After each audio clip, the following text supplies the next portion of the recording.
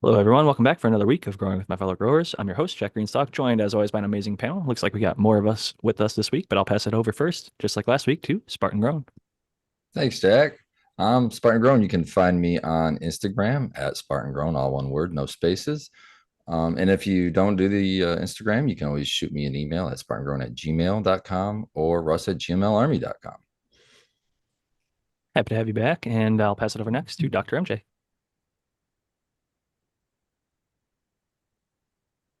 Sorry, I was on mute. I'm happy to be back on the show. It's been a few weeks, so I've been dealing with some family stuff and haven't been able to be here. So I'm really excited to be back. And yeah, welcome everybody. Hope you're here too. I was just looking for this stream. I don't see it yet, but I bet it's coming up. I've got it here on my end, at least on YouTube. I could see that Anova was first in the chat to say cheers, everyone. And Disbanded Brotherhood is also here. So cheers to the early chatters. Make sure to click on over to the live chat so you can see all the messages and all that good stuff. I'm going to pass it next over to Brandon Rust.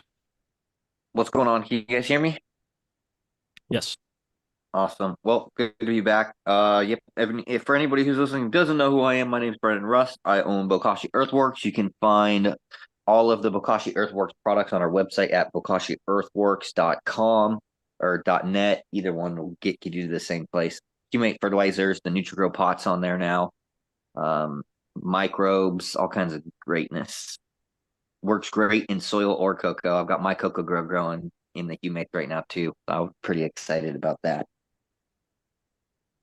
Good stuff. Always nice to work across multiple media types there. And I know many of our listeners are a variety of backgrounds of grow and cultivation techniques and styles. So with that said, I want to pass it last and certainly not least to our final panelist who's with us currently, the American one. Thank you, Jack. It's good to see everyone in the panel and everyone in chat. I am the American one on YouTube and the American one _ with _ Keeves on the IG. You guys can hit me up on the IG DM and I'll get back to you eventually. And yeah, it's great to be here. Great to have you back. And we will have Noah the Grower joining us here in just a few minutes. He said he's running a few minutes behind, but we'll have him join us here in just a little bit. With that said, last week we kind of just took Q&A and did kind of a hangout show. I'm curious if you guys have any thoughts or comments or anything recently that has been going on. Maybe we could start there.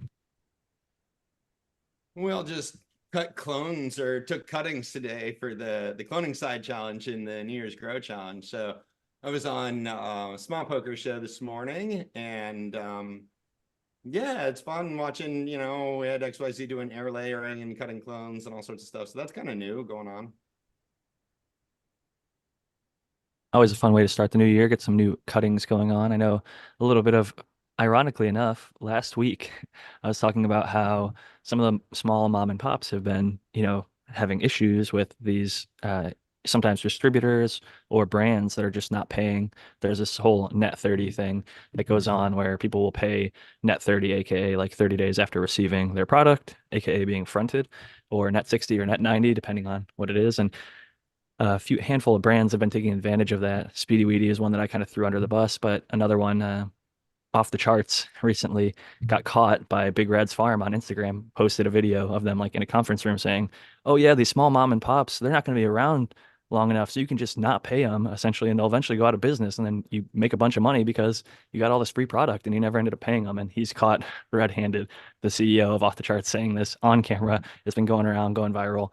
The Blacklist reposted it. They got a cease and desist, but Big Red's Farm still has it up. And I saw countless pages, Gene Schroeder's. There's a dispensary here called Off the Charts. Is that That's what who you're I'm talking about? Yeah. Okay. Yep. They're all over. They're in Arizona. They're all Yeah. over California. They've swallowed up a lot of the smaller shops. They've put Yeah. a lot of mom and pops out of business. So I'm happy to see the my I'm not wife's going to be able to write enough cease and desist letters because that shit went viral. exactly. And now he's like saying, "Oh yeah, I'm going to pay off all of my debts that I owe to these small mom and pops." And it's like, yeah, but what about the ones that went under because of the shady business practice? And he's not the only one Yeah, who's done it. that's why they went on the scumbag like that guy. Yeah, and he would just like not take their Yeah. calls, not answer the door when people would show up for payments, and like just completely ghost these people in like the legal market. And it's like you can only do that for so long in the legal market. Like your name is attached to these licenses, and you know there's accountability. Like people have stuff in emails and writing, like you're gonna pay this by this date. And even if the ones that went out of business, like there's still lawsuits that can follow behind that. So Yeah, I a think that business going out of business doesn't mean you don't have to pay your bills to them anymore. It just means that they're less likely to come and trying to get it from you, but the debt is still a valid debt. And if it goes into, some kind of collection, which oftentimes businesses that go out of business and owe debts, whoever owns that debt will go and try to collect on the accounts receivable. That's really shitty practice. So I just don't even like hearing about that stuff, especially I at a just like store that I like drive past one of them every once in a while. So yeah, I'll score them now. stay I'll away give them from it at all DUI as I costs. drive by. I He think even the said thing like, I oh, well, was sorry, the thing I was most concerned with in the video itself, which I mean, honestly, I try to only look at the evidence presented in front of me instead of try to read into things too much because there's a lot of emotions involved in stuff, especially for me and stuff, seeing stuff like that. Yeah. The thing I was most surprised by was there's no comments by the other people in the room as he's saying these things. Nobody No questions it. pushback. Nobody, no pushback. Nobody says a fucking word, and it's just like, what the fuck has the world come to? I'd have said some choice words to him, stood up and walked out of that fucking place and never come back. But Yeah. I don't know, well, man. I one of guess the there's not a people in lot the of me room in the was his world. wife. And I'll say this, it's not the only shady business practice they're doing. As an example, I know just from inside baseball, they sued a local brand who posted a video showing off what their bags were going to be for their local flower. This company then, who they actually share a lawyer with off the charts, they sent a cease and desist to them saying, you can't use this bag. It's our bag. And we're going to sue you if you use it. Just so that they had to throw away like 1 to 2,000 bags of this product just to try and squeeze a small business person out of competing.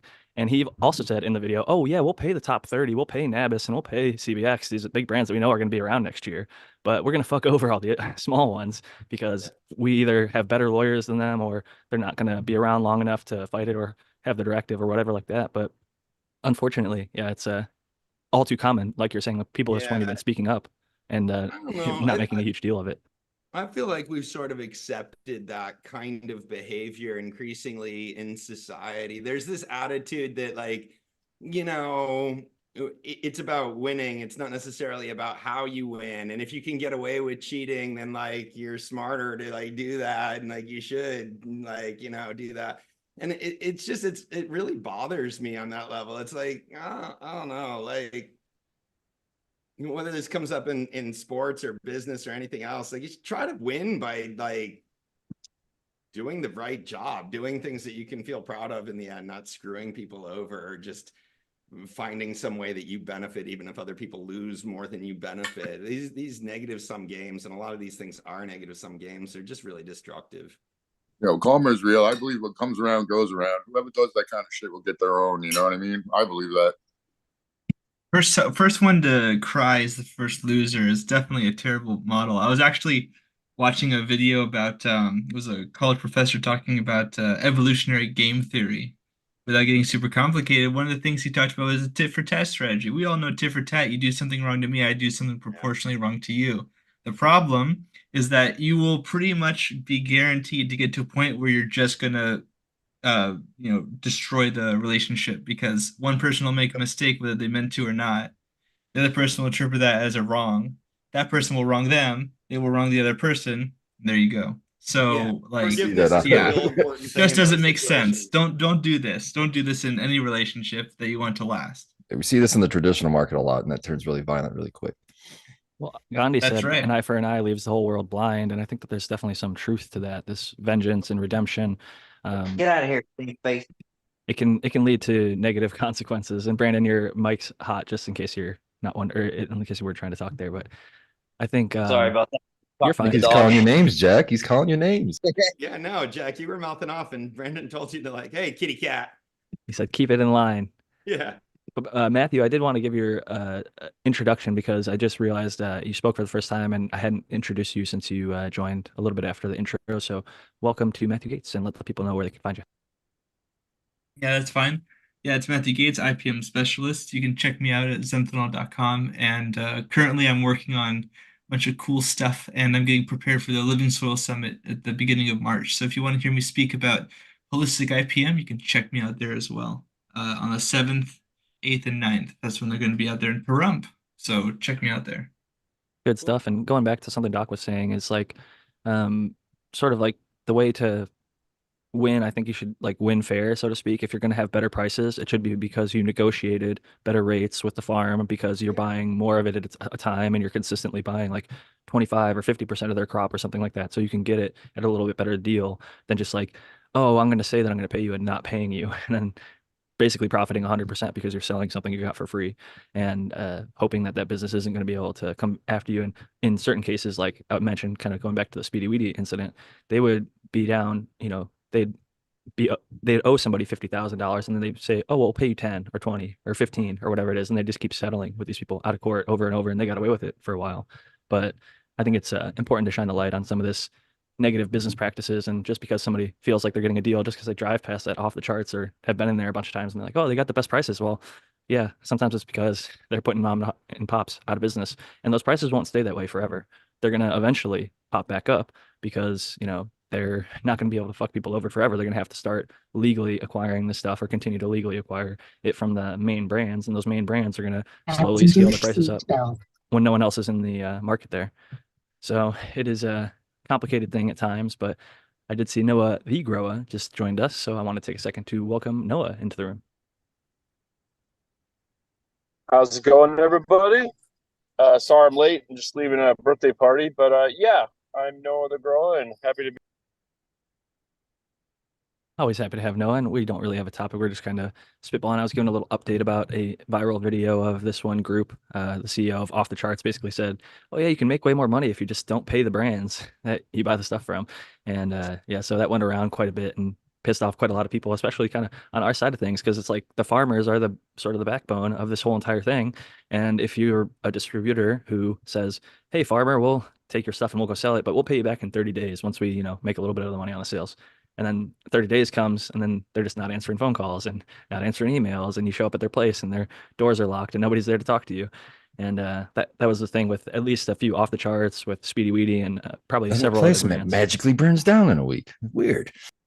That's what somebody said. GW Smoke Break is like, man, there's a lot of old school mom and pops in this thing that are, we don't want to get too into the specifics, but yeah, you wrong the wrong person and some bad things might happen.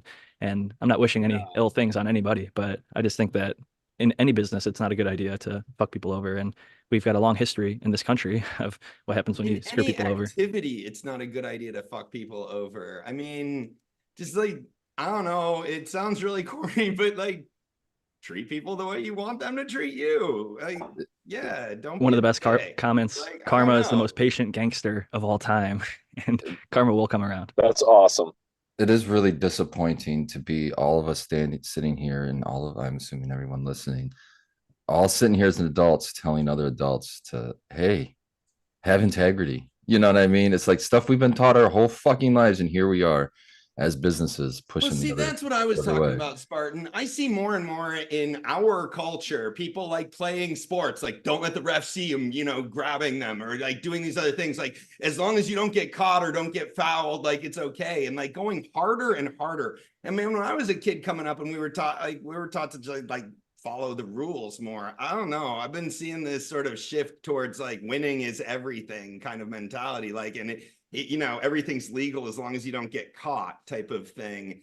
And I just want to kind of push back against that. Like you still know what you did. And in the end of the day, it's like, I'm the person that polices my actions and my behavior. And when I treat somebody badly, like I feel like a dick later on. So I've decided in my own life, I don't like feeling like a dick later on. So I'm going to try not to treat people like that. Well, even past that feelings, I mean, I can see even in the Michigan market that a lot of the people that acted in those ways and what you're doing is burning bridges. And yeah, when you do that, you tend to fail later. It's a temporary gain. You get a temporary leg up, a temporary boon. But a lot of times it comes back and it kicks you. And a lot of those companies aren't even in business anymore. So This is why people find out and we boycott it. yeah, Because you think that brand, that mom and pop are just going to sit silently? They're going to tell all their hundreds or thousands of customers and followers, hey, guess what? XYZ distributor fucked me over. And the reason you can't get my stuff anymore, that good shit that you liked, that's better than all this boof garbage on the shelf, I can't produce it anymore because they fucked me over in a way, legal or not. Whatever they did was unjust. And I'm just going to show and share my own experience. Because, like, in some businesses, these things happen and then there's gag orders. Like, people get signed into NDAs or non disclosure agreements. So they can't even tell what happened to them. And they get fucked over, go out of business, and you never really hear anything of it. in our, thankfully, these places weren't savvy enough to get them to sign NDAs before they fuck them over, but it's something that is worth exposing and discussing because it does go back to that, like, I think we got to support, if you're not growing your own, support the small shops that are putting out the stuff that you like. But even then, like sometimes there's big shops that produce good shit. So I'm not going to hold it against the larger outlets that are producing good stuff at a decent price.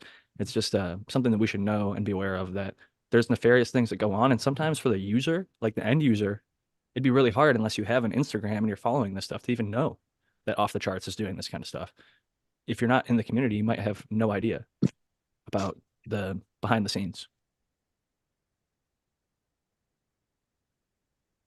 I will say last week we talked a little bit about seeds, which is kind of getting back onto the grow side of topics. And I was wondering if anybody has any interesting seeds, or if you want to go, maybe I've got mine right next to me, and grab some stuff out of your seed collections, or maybe your whole seed collections. We could go through and just talk about seeds. Because I think sometimes when we talk about seeds, we talk about stuff that we've either purchased or acquired through trading or, gifting. And we can highlight, instead of the negatives in the community, some of the positives in the community and some of the really cool stuff that we're looking forward to growing or popping in the near future. I know I'm going to repop some Project V. I've already mentioned that, and some of Brandon's work as well. But maybe Tao, do you have anything I just popped exciting? Siege recently. What'd you pop? I popped Skunk One MK Ultra, and I popped Blueberry Trainwreck MK Ultra, and I also popped some Purple Kush times MK Ultra. And MK Ultra is OG Kush and G13.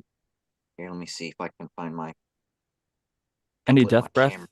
cuts? I know that you were talking last week about Death Breath being like one of your Great White Buffalo ones that got away, but you had a bunch of crosses, but you were saying that was something Yes. that you have on the near horizon. Death Breath times Black Lime Reserve. I have some of those in here too. I got a little 10 Nutri-Grow pots with little seedlings in here. But yeah, I have Death Breath crosses, and then Purple Kush MK Ultras, Skunk One MK Ultras. I have a couple little clones that I just transplanted that need it. They're kind of snapping out of it too.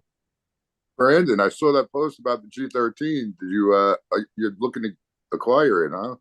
Or are you just questioning where it came from and whatnot? No, I was just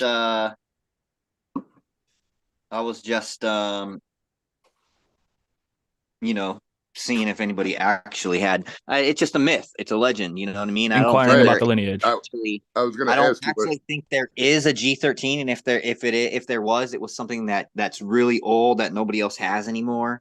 And there's just a lot of mythology around it. There might be some crosses of what people thought it was, but again, there's is it the airborne cut, or is it this, or is it's just one of those things that cannabis myth and lore. I knew it would generate a bunch of comments and stuff like that, but Yeah. overall, it did bring out a lot of like Ohio growers that apparently have a lot of old cuts of a lot of different stuff, and they all reached out and were like, yeah, you can try some of this and try some of this. We'll send you some, this and like Death Star and like what I said, how would you even know if you had it? Because there's no baseline or whatever you want to call it. There's no way I'm to good check to for that, right? Like Right, right. who's the empirical arbitrator of that truth, right? I mean, that's my thing, right? I always had to talk about that. So the University I of live in Mississippi would Washington be the State. arbitrator, wouldn't it? Yeah, well, that's the whole thing. The story behind it, for those who don't know, or at least the alleged story, is that it was the University of Mississippi who's the only university for a long time, and I Government. believe still to this day, who has a legal way to study cannabis, grow cannabis, cultivate it. They were growing it for these programs. They're giving out to people. Like there's this lady who gets like 100 joints a month in this metal tin, and it's like the bud is terrible or whatever. But like the government has had this thing for a long time, and there was supposedly some strain, this G13, that was like the best government strain that either got like genetically engineered or bred up to a certain really high THC or potency or something like that. But like the thing that doesn't make sense to me, the disconnect, is like everything that I've seen that actually comes out of the University of Mississippi is garbage. Like it's nothing that you or I would want to smoke. It's low THC, it's low Exactly. terpenes, it's not flavorful. It's like the middiest mids of the mids. It's like as bad or worse than like Mexican brickweed was back in the day. So I just don't Well, I see where agree that with connects Brandon. to like the It's a best Hold myth. on. cannabis. I think it's a I'm myth too. sorry. Yeah, but Jack, you don't. This is to find that shitty weed, they had to go through some plants. You know what I mean? So at some point, Or they just took the first plant they found, some shitty fucking bag fucking seed, and started using that. I don't know, but I have some like I don't know. I have a presentation from the University of Mississippi. How they do it, bro? They chop the shit down wet, throw it in these like a big tobacco drying barn. They grow it just like tobacco. They grow and dry it just like tobacco. They crank up the heat, yeah, to like 150. But my point was going to be, hold on. My point was going to be that could have been like a Dr. MJ Coco or some guy like me that got some scholarship and went into the University of Mississippi as a pothead loving the weed, and he found it and stole it from the lab. That's what the story is. Supposedly someone took a cut of a really great plant from that place and got it into the black market. And you know what? So I was reading the comment. Someone was saying it was from the University of Washington. And I wrote in there, there's a strain called the University of Washington. UW, that's a different strain. Too. It's a different strain. But that shit's legit too. Just that shit is side good. note. That's a different strain though. That was college kids growing totally good weed. Strain. Yep. And that was I'm from Washington State, and that allure was here. That allure was here back in the day, and there was a lot of strains. There was a lot of people that said they had G13, and it was all very, very, very similar, and it was very, very good. It was some of the top of the line stuff in the, I'd say 96, 97, 98, 99. Now, late of course, 90s. not verified. Who knows? It could have just been somebody saying this bag's tea, but I'll tell you right now, when somebody said they had the G13, they had the fire almost every single time, and it was always very similar. Had a lot of red hairs, very stony, very dark green. It was very, very good. So I have a lot of vivid memories for that, but who knows? It could just be lies. Who knows? But if you had that right now, what's Noah? the coincidence that they picked the coolest number, right? 13. G13. Yeah. I mean, I'm more liable to believe it if it was like G5. And the story that I heard from several different people is exactly what Tal said. That it was grown in the university around here, and somebody gave it to the black market. That is exactly the story that I heard from several different people that were growing it at the time. But I was told that, I've heard it here too. Grown to be a high THC variety. Like they had selected it and bred it, and like the government researchers had created this like ultimate cannabis plant, and then it escaped the facility or whatever, and now a bunch of us are growing it and keeping it or whatever. That was the same. I mean, it would make a great sequel to like Pineapple Express or something, right? Like it does sound, there's a little narrative. This is the problem. There. This problem I have with it. If it was extremely good, it would still be around because people would have held on to it.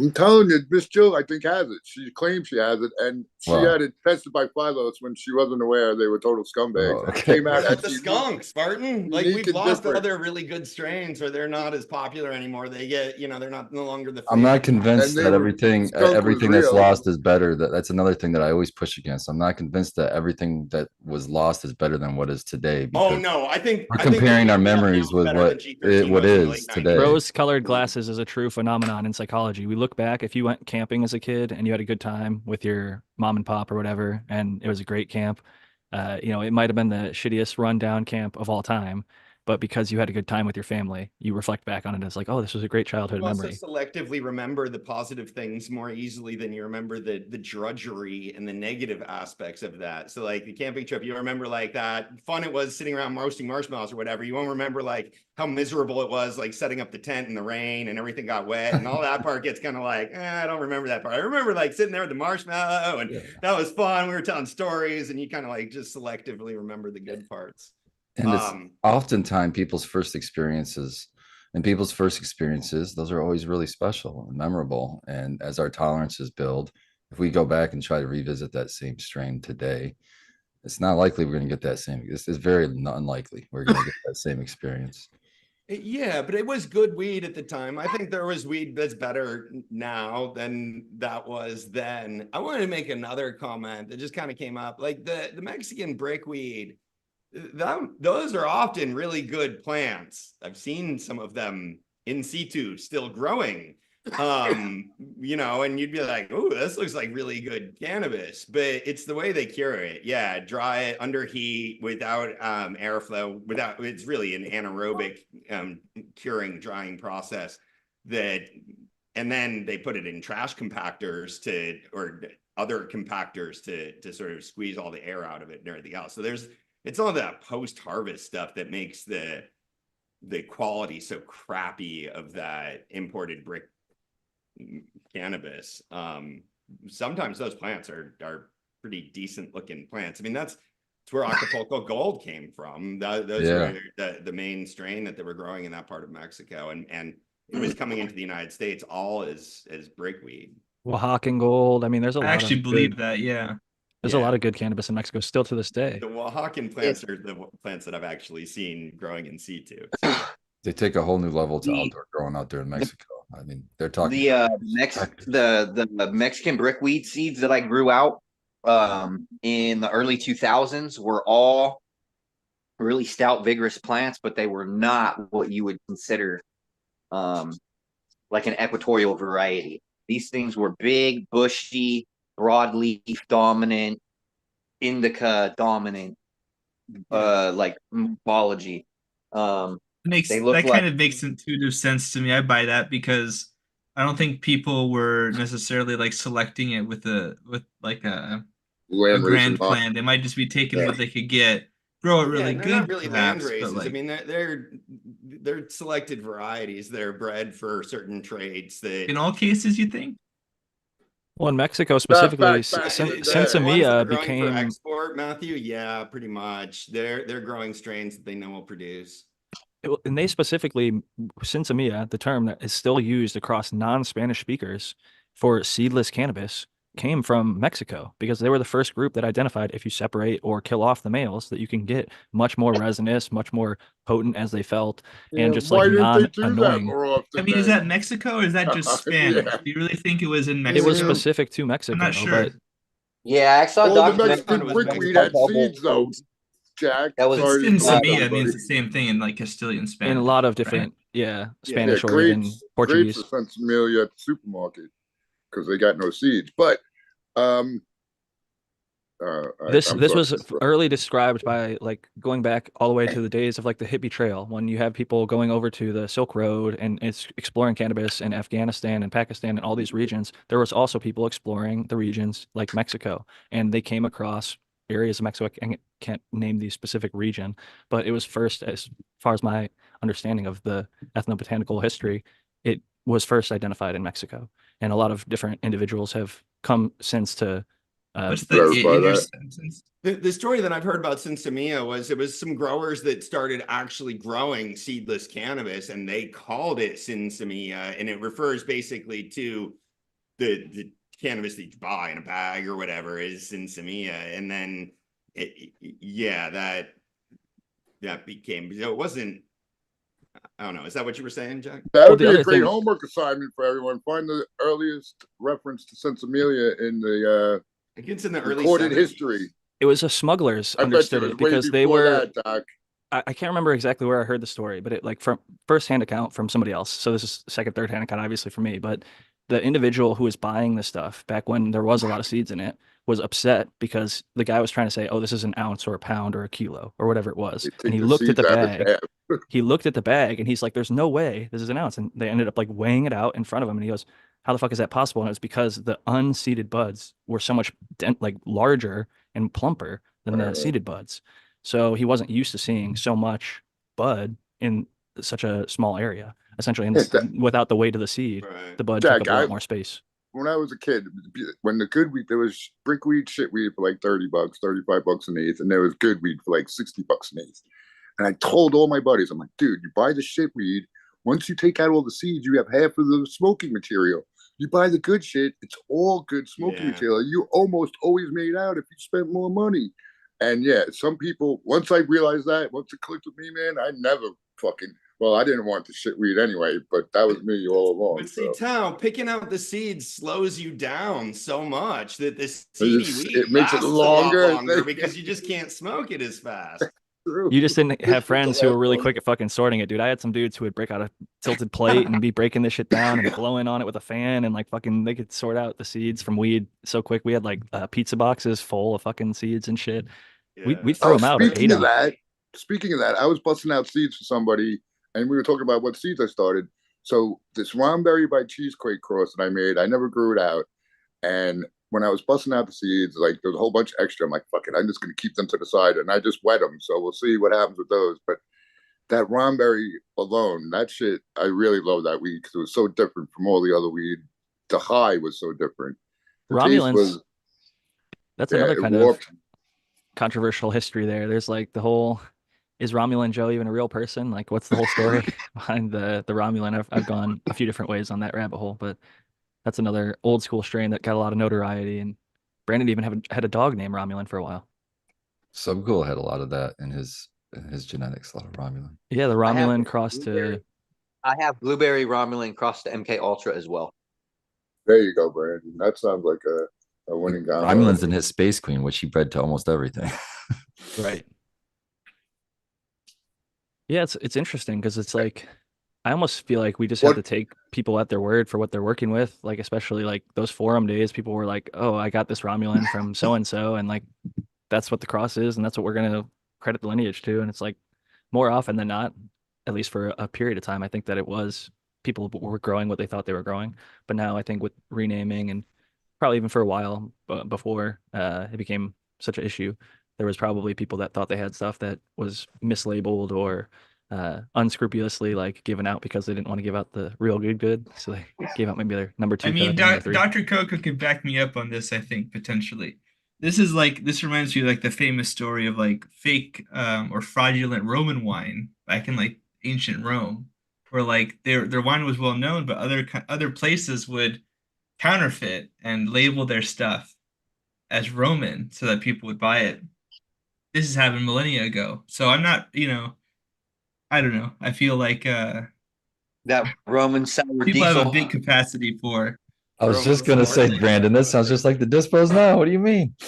Oh, I was gonna say that sounds like the wine now. They're doing what is called basically like bottle spoofing, essentially. Like Trader Joe's is one who kind of get in a little bit of trouble for this. They'll buy a bunch of Central Valley grapes, which are like, let's call them $1,000 a ton, versus like a Napa Valley grape, which is like 10,000. It's like 10x the cost. But the Central Valley grape, way less expensive. They could buy a shit ton of it, and then they go up to Humboldt and they bottle it in Napa County. So they call it a Napa County wine, and they sell it for $2 a bottle. Napa, then.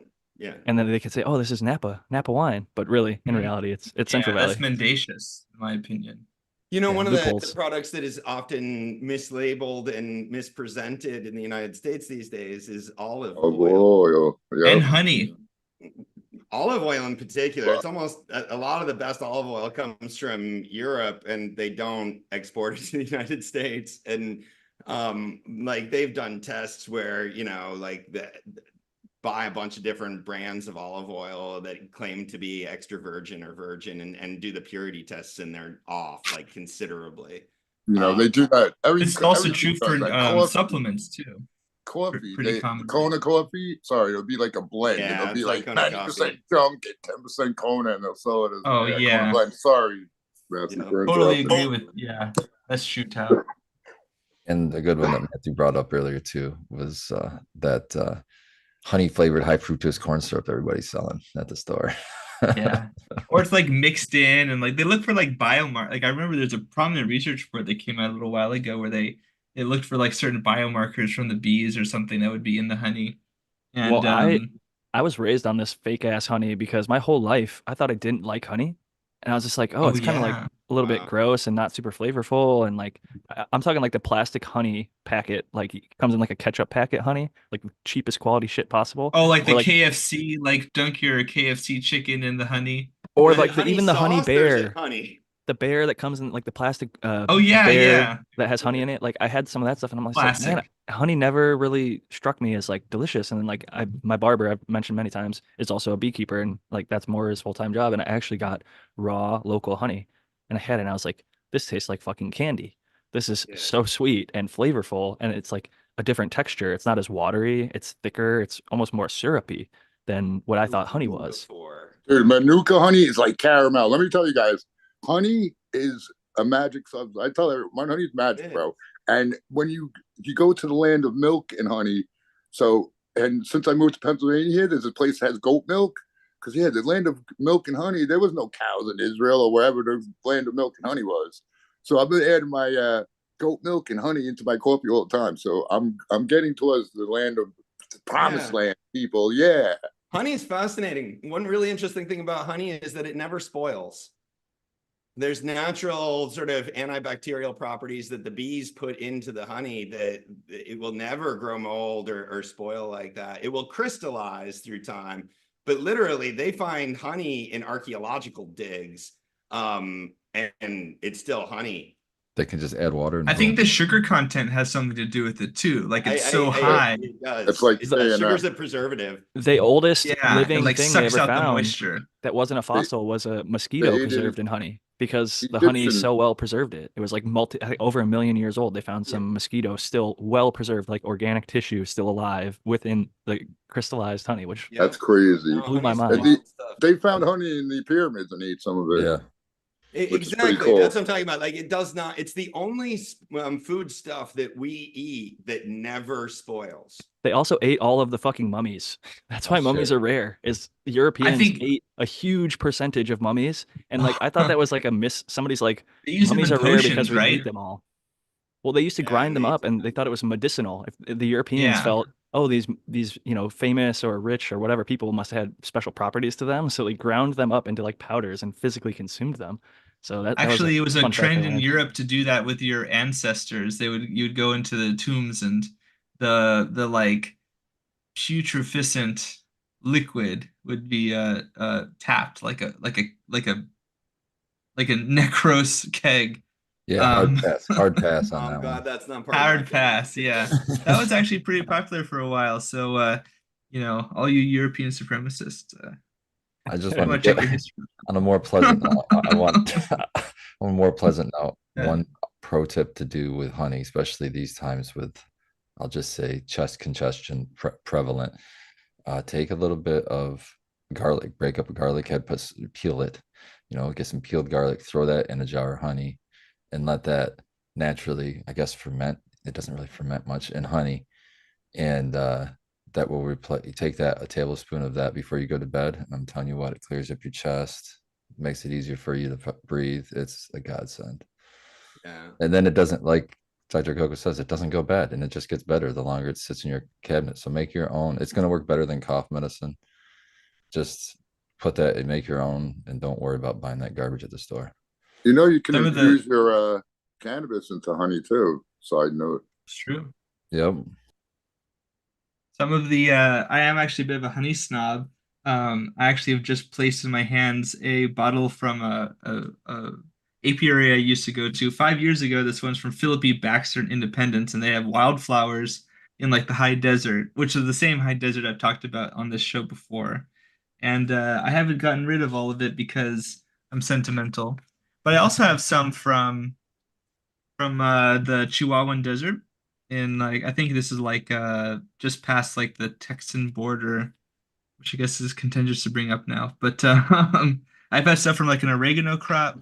Yeah, this one's from oregano's from a 2019 harvest. And this one I have in my other hand, I think, was just from the desert wildflowers. Forget which ones exactly, but they're actually depicted here in the diagram. Anyways, all this is to say that like you can see there's a different color. Like the first one I mentioned is like a dark brown. The other one, this oregano one is like light, like pale, almost like pear flesh shaped or colored, and you can really feel the flavors. I just think it's pretty cool. If you want to go and get a nice present for somebody. Yeah, I don't know any real honey. You can taste the difference because you'll have for honey, sure, or you'll have clover honey, or you'll whatever. It's cool stuff. Even here, like we have local orchards, like citrus orchards or avocado orchards that need to be pollinated. So they'll have, like my buddy, he works with local farmers and goes and sets up. He has a big flat back truck, and he goes out with a bunch of beehives essentially and sets them up in these different farms that need pollinators. And he ends up, with really delicious honey. But the farmers, I think, actually pay him as a service to come out to essentially get all of his stuff pollinated organically. Not have to it's a go through big any other industry process. in the United States, especially in Cali. Some come from other states. They come from out of California to bring their APs.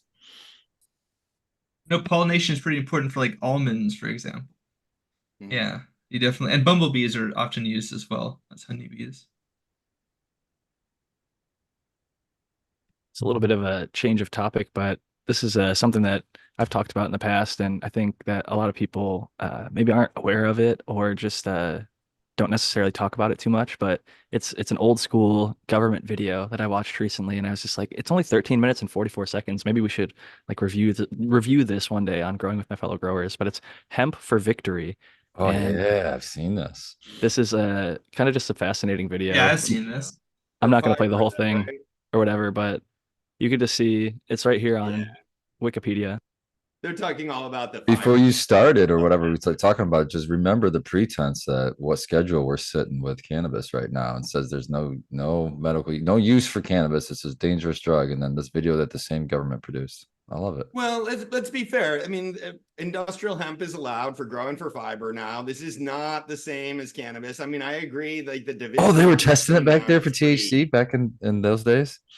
What's They that? didn't even know what THC was, but he's That's what saying I'm that they're using saying. it for a fiber. Although there are some accounts of like, even early presidents that would like smoke the sweet hemp and things like that. It's like, Yeah, I mean, I obviously have no problem with smoking the sweet hemp, but like, I think that it's recognized now that there are these different uses of hemp seeds for especially hemp seed oil and fiber. And then the flower based products that we like because of the high THC or the high cannabinoids or the CBD or other of them. Yeah, but my point was that back then none of that was tested. That's probably a good chance that that stuff was under current definition cannabis and not hemp. But that was being pushed by the government saying it was super good, and in fact it was almost needed, and it was encouraging people to so grow. much so, in fact, they actually waived the cannabis tax stamp because cannabis wasn't technically illegal from the 30s till the 70s. They just had a marijuana tax act, which Yeah. made you basically have to purchase a tax stamp for growing it. And they waived that to get more farmers to grow it because they needed, it was due to a lack of hemp coming from Asia because of the war. Look at And that harvester! Wow. I know it's kind of wild to see some of this old school mechanical operations that you see some of this in modern hemp, but with even bigger tractors and more modern reaping equipment. But I just thought this was an interesting visual to go over. I'm not going to play the audio and things like that. If people are interested, they can watch it. Like I said, it's only 13 minutes, but it was sort of an interesting piece of American history as things have been changing in recent times. We've got the hemp farm bill. So hemp is being grown in industrial scale in the US at this point, mostly for, I would say, seed and fiber in a large part, but also for CBD and other medicinals. They're using terpenes. Some of the people are extracting it. This is a hand reaping versus using a tractor. So just the difference in the manual labor and how much slower it is. And I mean, very painstaking processes. All the small farms know that actually go through and even like for cannabis, craft stuff, hand planting and harvesting takes a lot of effort. The drying process and harvesting process is completely different because they're not growing this to smoke, obviously. They would probably be more worried about molds and mildews and things like this, bunching it up. But this actually, I think, is helping prevent some of So that. this is how the brickweed is dried down in Mexico. When they're making brickweed, they harvest it, they cut down the whole plant, and they stack make it in a a big pile. stack out in the sun. Sun dry Yeah, it. like Yep. they do peppers in India sometimes. Yeah, I mean that's how it's done. Oftentimes in like those piles with the stalks are basically sticking straight up in the bottom of them. One of the fun facts that they said in this video was that because cannabis has such a dense canopy, it doesn't have many weeds that will compete with it because it grows up so fast and it's so leafy that once you grow a crop of hemp, you can easily grow other stuff because usually there's not a bunch of weeds that are in the soil beneath it. It essentially clears out everything other than cannabis, and you could just chop it and drop it and essentially leave it to fertilize for the stuff that you're not using as well. So some old school benefits. Tilling weeds, when the farmers plant row crops and then weeds grow into the furrows and then they go and they till the furrows to turn under the weeds, basically. That's I mean, negative for the soil, causes erosion, leads to problems for all the soil microorganisms and all of that. That's why no-till agriculture became sort of a buzzy word, because it's better if you can get in there and not have to till. But they're tilling for eliminating those invasive weeds, basically. And crops like cannabis they grow in too dense, so you don't have to do any tilling. So it's better for the land long term. It'll lead to less erosion, better soil health, better microbiology in the soil.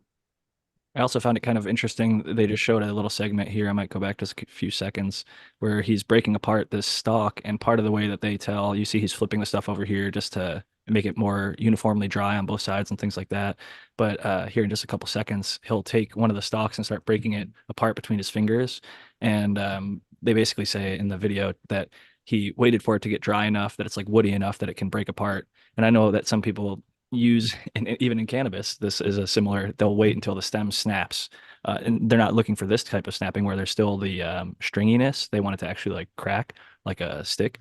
But it's interesting to see some of these techniques that were maybe a little bit influenced or carrying over from older times and shown here with the hemp. And they even described it as like a bow. When you see the skin start to bow off of the actual stalk, that was a time that they're harvesting it for the fiber and things like that. So interesting historical piece here for sure. And even just seeing some of the old mechanical actions, like I saw Brandon posted a while ago, there was like a hemp break where they actually go and, break the fiber away from the actual like string material, and how they actually like hand chop it and essentially break it down to get it into string and then wind it up into a rope. And I don't think that they ever made like a decorticator for, or maybe they did. The decorticator might have been for hemp as well as cotton, but I know there was some controversy around that, whether or not their attempts were made to be essentially cut off growing hemp at scale. But I also think the synthetic fiber industry is a big reason that we no longer need hemp for things like ropes for our ships and things like that. It's been replaced since with stronger synthetic fibers. However, Yeah, I think after all, ships are so expensive. You don't really want to like, if you know something's better tensile strength or something. I wouldn't say stronger fibers. I'd say cheaper fibers. cheaper and I don't know also about that. There are Hemp is some pretty strong synthetic fibers. this is hemp is Hemp pretty is a really strong strong organic fiber. fiber. here's the handbrake I was talking about I agree. just a second Nylon ago. is stronger. I think the nylon rope is probably going to be hard to replace with hemp. I think you might even be Uh, like held accountable if you were to make like not like the most optimal choice in that case. Something to such make an asset so But expensive. a lot of this, I mean, there were big moneyed interests that were, William Randolph Hearst, who owned a lot of wood pulp that didn't want hemp to be used for paper and publishing. There were reasons to try to sort of cast a broad net and eliminate hemp as a competition. Certainly. Yeah, and some people will bring up like Henry Ford made a hemp vehicle, and I actually looked into that because Joe Rogan showed like a clip of Henry Ford literally banging it with a hammer, and the the hammer hammer. bounces off. And the reason that the hemp vehicle didn't come to be, I don't think was actually because some like big conspiracy or industry effort. The problem, as I understand it through looking at the actual paperwork and documentation and early research on that, was they were using like formaldehyde and other chemicals in order to shape the hemp and like lacquer it into the shape. So after like it got warm from being run, essentially, it would start off gassing like nasty ass chemicals that were harmful to people, smelled terrible, and eventually lost shape with too much heat over too much time. So it was more of a, I don't even think like hemp is to be blamed, but the other processes that were used in the making and bonding of that vehicle that would be to blame for that. So I still think that they're, Other because it's people have light and strong, could be used in industrial manufacturing, and it's better than in the case like buying it from Canada, like we were for a long time before the Farm Bill, or importing it from Asia before we had to grow our own for the war effort in the there's a early couple hemp colors that 1900s. are real thing right now, Jack, that are pretty mean. It looks like. Are you aware of either brand or I just can't think of I'm sure that there's some that use hemp in the creation because Oh there's so yeah, many they different use it in the composites. seats and stuff. Yeah, for sure. Some real companies, but I'm talking about some guy made one. You know what I mean? See Oh, if I okay, can yeah. find it. I saw some dude who was running like his lawnmower and stuff off of just pressed hemp seed oil, and used that as a replacement for diesel, and that was like his biodiesel. Yeah, like biodiesel. He said admittedly it wasn't the most efficient or clean, but he was able to get it to run, and it just wouldn't run maybe as long, and it got a little bit warmer.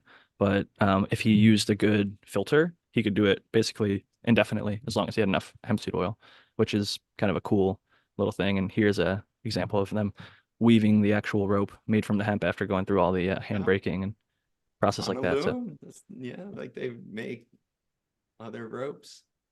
that's a sort of a fun look back at history. And I just figured, like I said, having something in the background is a little bit different topic and a fun kind of check back to history is something I've referenced many times. But I think as I just talk about something and easily gloss over it, it's something that we can, some of our listeners might not look so much into, but now getting a little bit of a teaser and having the video in the background, this might be something they might go look into and watch for themselves at some point because I think it's worth watching. I watched it this weekend. Like I said, it's just 13 minutes long, but it does have a place in our country's history. Pretty much every state has like a Hempstead or Hemp City or Hemp Hill, and there's a lot of hemp facts that maybe people might not be taught in their history classes, but it is a true part of our history and it's a current part of the U.S. economy. I mean, we've got lots of farmers growing hemp again. Kentucky is one of the popular places, but many other places are still growing it. And I think cannabis at scale will eventually be a thing. I was watching I think it's now on the docket again because usually whenever there's a election cycle, certain people start to make promises about legalizing cannabis. And they're like, is there going to be a new high from someone introducing this legal pot bill or whatever? And one of the guys who was on the opposition to it, they had like a little panel, like, I'm for it, I'm against it, blah, blah, blah. But the guy who was like against it, he was saying, you're going to be able to get a 1 hour high for a nickel. If they're growing this weed like they grow wheat at scale under the sun, it's going to be so cheap to get high. And I was just like, yes, it is, dude. And that's the point. Like, that's the goal. Like, it's a fucking way less dangerous high. And it's how you chill everybody out in times like this. I think we need that. I think, I think the Brandon. pushback to that is like it's cheap to grow agriculture at scale, like to grow field crops at scale and then harvest them with big harvesters and the farm gate price for those crops is just barely above the cost of production. The cost of production is very low, but cannabis, I mean, the cannabis that I like, it needs to be pampered a little bit, needs to be kind of taken care of a little bit more than that, it needs more labor invested in it. So to get really the top shelf cannabis, you're not going to grow it as a field crop and mechanically harvest it and mechanically dry it and all that stuff. I think that,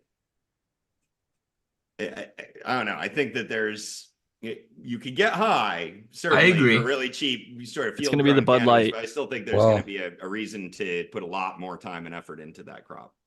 I agree with you, but there's a caveat. I agree with you for flour, but that's where I stop. Yeah, but that's where I stop agreeing with you because everything else is going to be manufactured for the masses.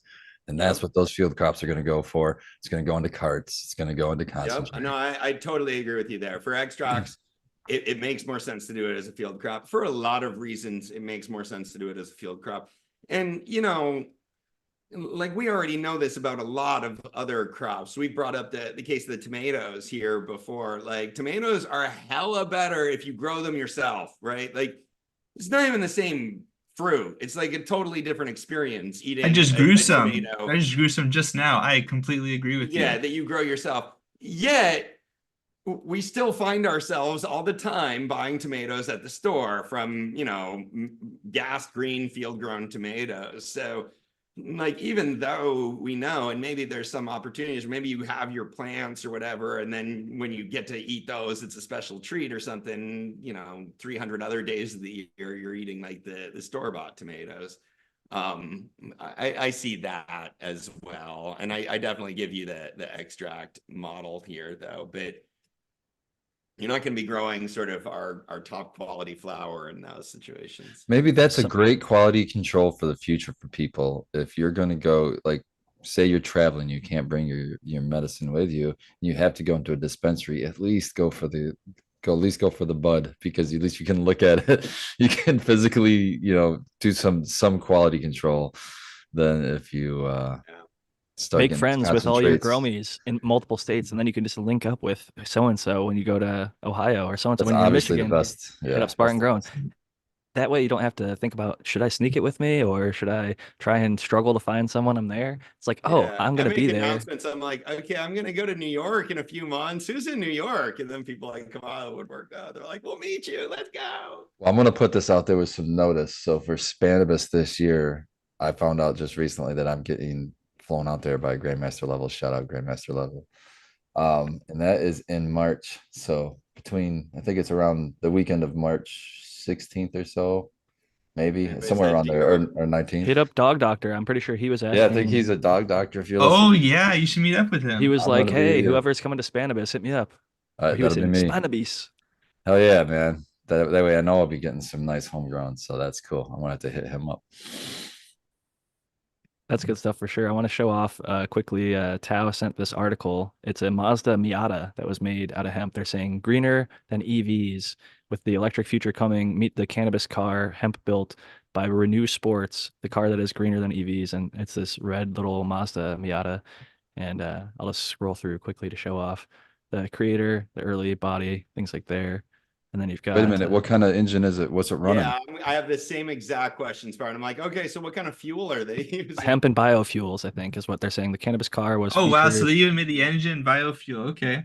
in the material, including Jay Leno's Garage. It was subject of a documentary series that saw Dietzen drive it across the country and attend meetings with farmers and discuss the benefits of hemp and biofuels and seek potential investors.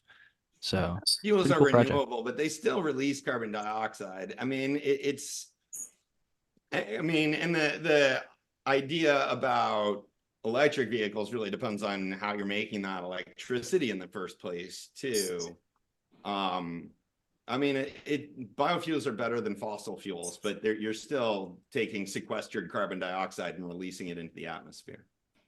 Not only that, but just like the sort of the vapor element problem of like when you transport foods, there's like water and nutrients and things that get taken up, right? And then they get traveled, so you have to do something about that. That's greater than the weathering um what do I want to say? Like the what happens when the weather erodes away the nutrients and that.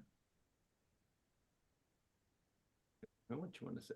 Okay. But it looks nice. I mean, it's not a bad car.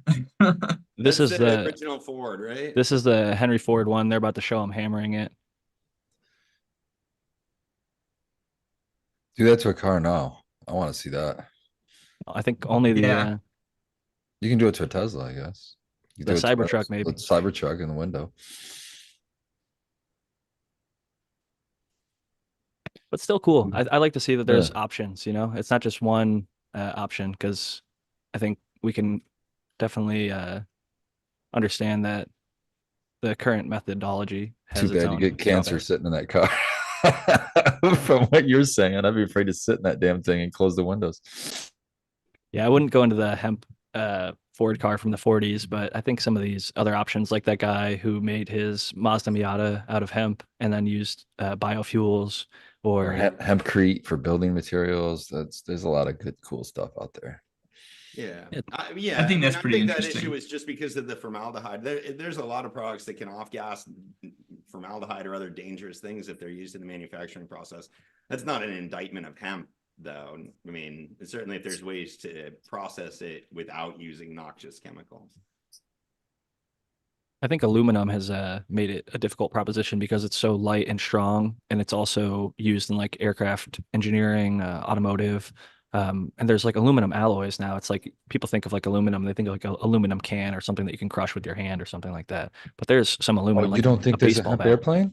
You don't think there's a hemp airplane? I'm sure there's a hemp airplane. I bet you there is. I'm just Somebody's saying, got like to have done that. I from bet the it has a commercial, low radar cross section.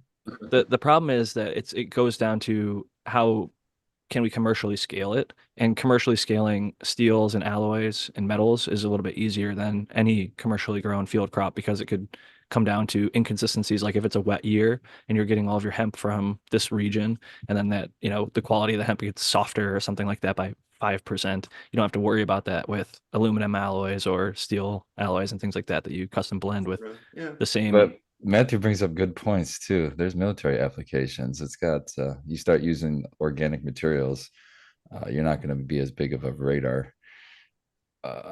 I heard that some people were just making UAVs with a cardboard, and Yeah, that worked from for Australia. certain Shout out to our purposes, you know, shout the out to our hasty Australian environment.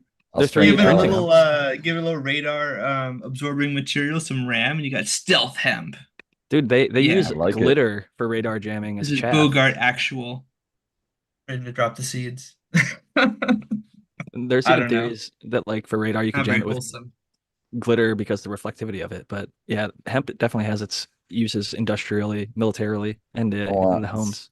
I want someone to make me a hemp drone that I can fly stealthily over the police stations and drop seeds in their flower beds at night and just plant hemp everywhere. This is mischievous. Overgrow the world with hemp. I think if you just planted Yeah, enough hemp hemp machines within that region, it are would happen. spreading hemp. That I like that idea. Yeah, very poetic.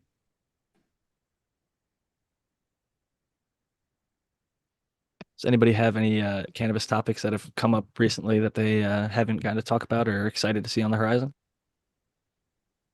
Actually, yeah, I have a light research report that came out recently.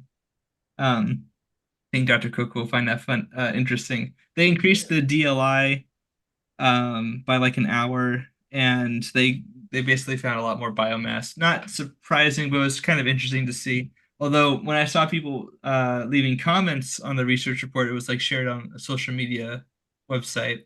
Um, I think they brought up some good points. Like it's obviously going to be way more expensive, or it seems like it would be quite a bit more expensive based on the So amount of they're lights and increasing the this. amount In flower? the amount of Let me see time if I or can if I have it up maybe. Is it One, DLI is I basically do have it up here. It's called. yeah. I can just share it, I guess. Can I share it? yeah, 1 second. I just clicked multiple participants can share. It's this one. Let's see. Now Yeah. your mic is open. Just as a FYI. So if you're able to keep the plant in its reproductive phase at 13 hours of light on, then you'll definitely get more growth out of that. I've Makes been sense. saying this for years about autoflowers. I mean, that's one of the big advantages of autoflowers is they can run a longer day length during the flowering period, and you can stack on a lot more weight that way. It also So is being practiced commercially, even in Colorado, where in the last week or 2 weeks, sometimes even they'll go back to 18 hours. okay, if any, just because it's too late to get it to revert at that point, Spartan. Exactly. So they're not Yeah. worried about any of that. And then they can sneak in those extra light hours to Yeah, get the yeah. extra weight. Like the reality is DLI kind of determines how much energy the plant is able to absorb over a 24-hour period.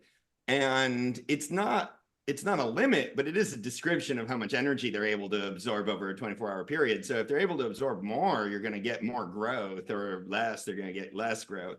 What usually happens if you're just thinking about DLI, when we flip plants to flowering, our DLI gets cut in like a third because we're often at pretty high PPFD at the end of veg and keep the same PPFD with just a lot fewer hours suddenly going into the plant. So,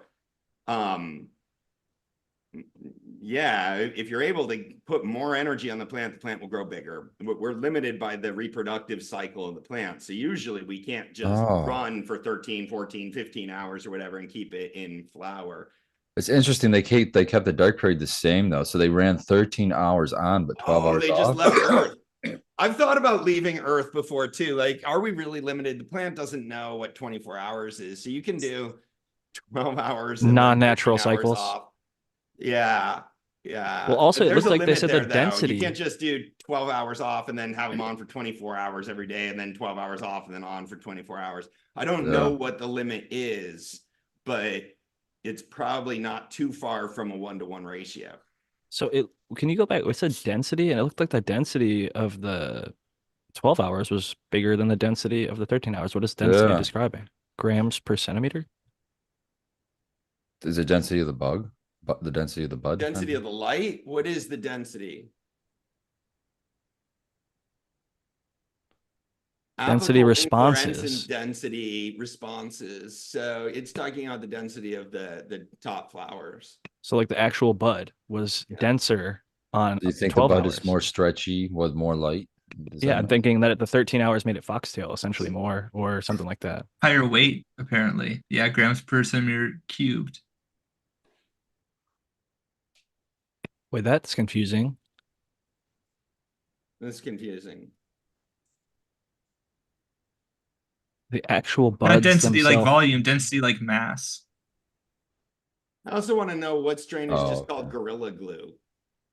That's the that's Gorilla Glue that hasn't been chosen 1, 2, 3, 4. So that's it's when they Well, bought there's from, GG 1, 2, 3, and 4. but I think They're GG just It's brand. Gorilla Glay, actually. I bet it's GG 4. I think they because still mentioned sell before Gorilla if it's Glue. from- Yeah, from other cuts, from other bread from other cuts. The Josie Wales still has, his company still has Gorilla Glue. I They all know. have numbers. Have you guys heard of the No, I think Incredible he sells Milk? seeds too. The Incredible Milk? They You don't guys sell heard of that seeds, strain? Martin. There I've were never heard of 4 Incredible Milk. plants that were created. I have for never heard of it, I original don't think. crops, and they've all been Neither kept have alive I. vegetatively since then. How about you, Jack?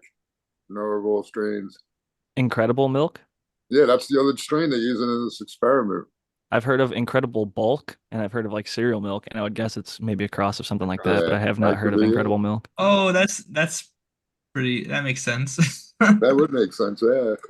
Well, and there's also Incredible Hulk, which was like, you know, Don't seem to be being very specific about the strains. Maybe they are in some sort of methods discussion someplace. Yeah, in the methods, Matthew, how did they run the experiment? How did they do a typical 12-12, or did they do a 12-13, or what were they doing? They did. To be honest, I didn't read over all of this yet. I just mentioned it, and I didn't expect that we would be necessarily presenting Oh, in detail. But I What was can your totally check out the methods. We can do this on the fly. I'm not Yeah, that's fine. cowed. What was their overall conclusion on the matter? That they basically say Okay, more can we light, see more those light pictures gives again plants more quickly, weight. Matthew? That's kind of the full plant pick. Plant. We need some bamboo or trellis. Yeah. Somebody's got to hold those damn flowers I off the thought ground. the same Damn it. thing. I thought the same thing when I saw this picture too. I was You like, can't just I let don't it know. flop on the ground like About Sweeping the floor, that's a sin, man. it's a sin. It's like get a freaking tomato cage on this plant. It's like literally drooped over the pot. For the listeners, if you're just listening and on the touching the podcast ground. and not looking at it, the bud, there's like 1 or Like 2 the apical branches have buds, broken. and then like 3 or 4 that have just literally like, GG, this happens. It will, if you don't support it, fall will over, if you and don't the support it. branches break and snap, and so they're literally just dangling off the side of the plant on Or the if floor. you go to harvest and you like take the support off, and all of a sudden the plant just like, or you take one plant out and the other plant was like being held up by that plant, and just like and like falls onto the ground. Then that's what's going on in these pictures. This It's is like an umbrella in the so, wind yeah. post being blown inside out is kind of what the plant looks like. Hold on. Do you guys think that those 4 plants were being grown together somewhere and they like took them out and set them Just up someplace separated to 'em. take their picture, and that's why they're Yeah, falling I all do. over the Look at place? this I hope mass here. that's It's like the a root. case. It's like a cube or something. Yeah, Some they're sort of, trying like, to hide whatever media they're in because it's not a full pot. That's for damn sure. It's just a wadded up pot. I think that pot. it's in Rockwool, guys. I think so too. They put a little think- t-shirt over their Rockwell cube, but you can sort of see the edges of the Rockwell cube there on the left.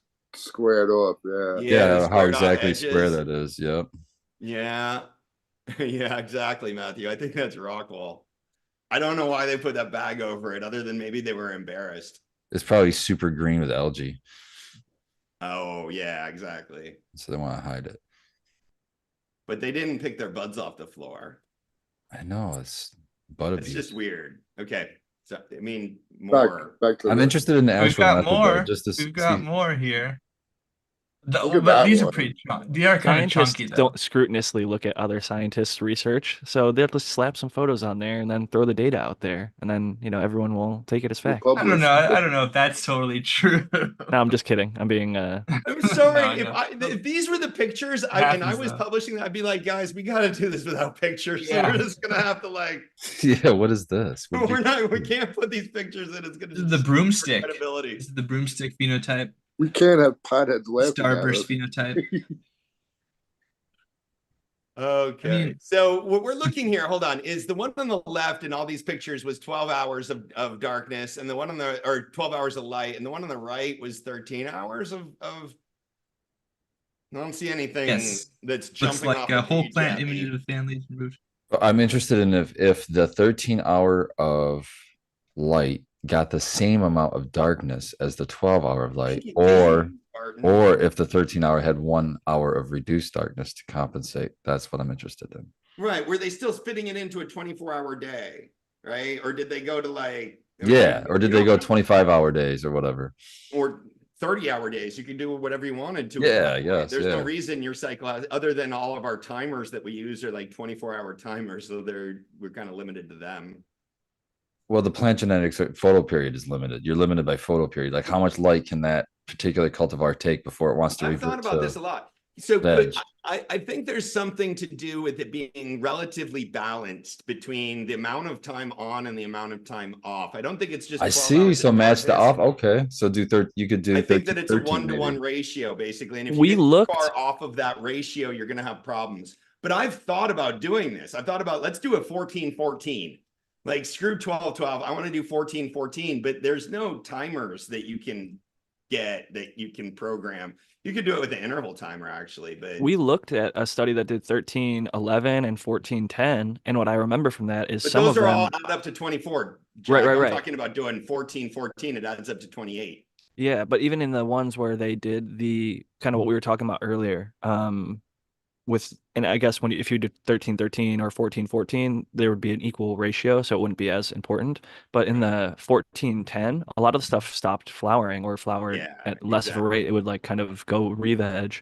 And so some they got away with the 13-10 or 14-10 or 13-11, but not all of them. Like some of A lot them of growers wanted that prefer 12-12. 11-13 to make sure the plant stays in flower.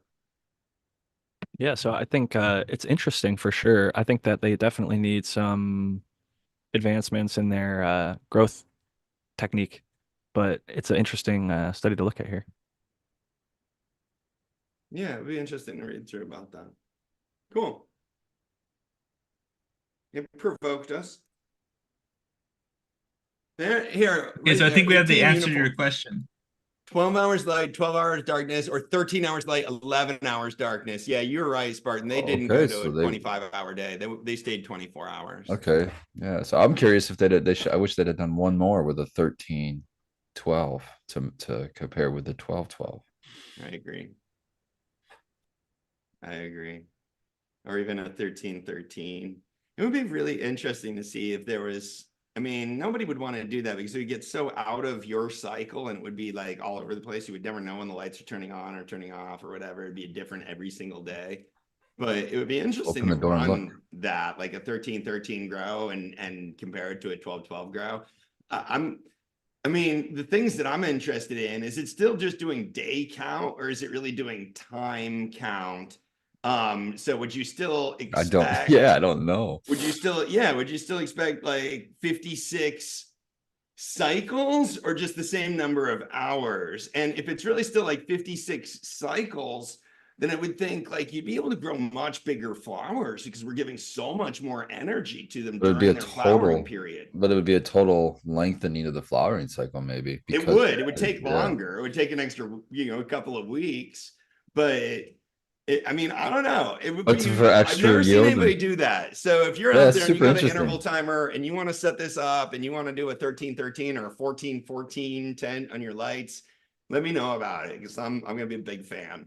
Well, and in this I case, feel like though, speculatively, I think some aspects of the plant physiology are like more conditioned by having like the interval of light dark, and then others I think are more like light or dark agnostic, is my Yeah, opinion. But I don't, absolutely. that's my feeling. well, and what we Plants discussed have a earlier, circadian rhythm or no? circadian rhythm is specific to humans. Absolutely. Well, But they Yeah, have a but like 24-hour, yeah. but you can they like have a exploit cycle. certain things that are not going to be like some of those processes or sub processes can be like It's more like photosynthesis one, Their photosynthesis circadian two. rhythm is the photo period Yeah. or scoto period. Right. It's a different term and a different thing that's happening. We can put people, and this has been done with people on other rotations. So you can get people onto a 26-hour day and they'll adjust to a 26-hour day. You can get people onto longer or shorter days and their circadian rhythms adjust to that if you put them on a regular cycle of light, dark, like that. My big question now is what I was just kind of talking to Spartan about. Like if a plant flowers in 56 12-hour days and 12-hour dark periods, is it gonna still, is the 56 gonna stay the same? Like if we go to a 14-hour day and we're basically giving them, Is it still 50? Yeah, could you get away with It'll 50, finish sooner. 56? But could you get a 56 because of like hormonal timing? Would you still get 56 days to maturity, but you just get that extra hour of growth during that extra You basically day. stretch out the flowering period to give them more light. I mean, Yeah, I think this is a really interesting. So if they're still in that's super 56 interesting. 56 days, they'd be 56 12-hour days or 56 14-hour days. 56 14-hour days is a hell of a lot more light than 56 12-hour days. Yeah. Even That'd be, 13-hour I mean, days. I I mean, don't that's know if that 56 extra holds though. hours. If you just add 1 extra hour per Yeah. day, it's 56 more. If it's 2 extra hours, it's Yeah, 112. extra hours of energy being applied to the plant. I mean, if we get back to thinking about DLI would have to be redefined now to incorporate a 28-hour day or whatever. But yeah, yeah, you're going to even be with applying 52 more extra energy to the hours, plant. think about that, just the 1 hour deal, 52 extra hours. We'll say Yeah. 2 hours because we could even put 1 hour on the night cycle too to keep it 50-50. So that's 104 hours. You're only adding a couple days onto your flowering. So if you're cutting down at 56, you're cutting down at 58 now, and you've got a bigger yield. Yeah. This is just all assumptions. We haven't tried this, guys, yet. Yeah, We're it would just be thinking out interesting loud. to actually I've try. seen There are people some that have obvious tried it on the drawbacks. forums.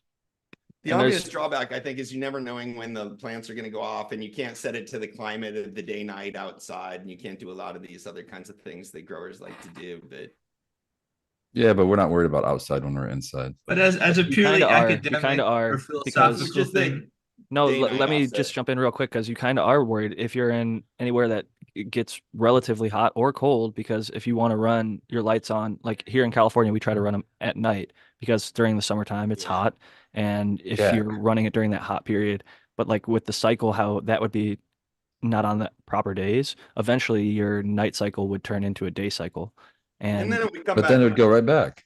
Like It every would couple of just, weeks, it would go all the way around the clock. it would you cycle know? through, but then you also have to consider time of use. Like I get charged 4 times as much for my electricity from 2 p.m. to 9 p.m. as I do. I get like my cost of electricity from 9 p.m. to 6 in the morning is 4 times less. So there's like that consideration, but everybody Exactly. doesn't have to That's go through really that. why I think it's a problem in the end but because I would think it's still worth at least one cycle to try it. I'll be balling for science. it is.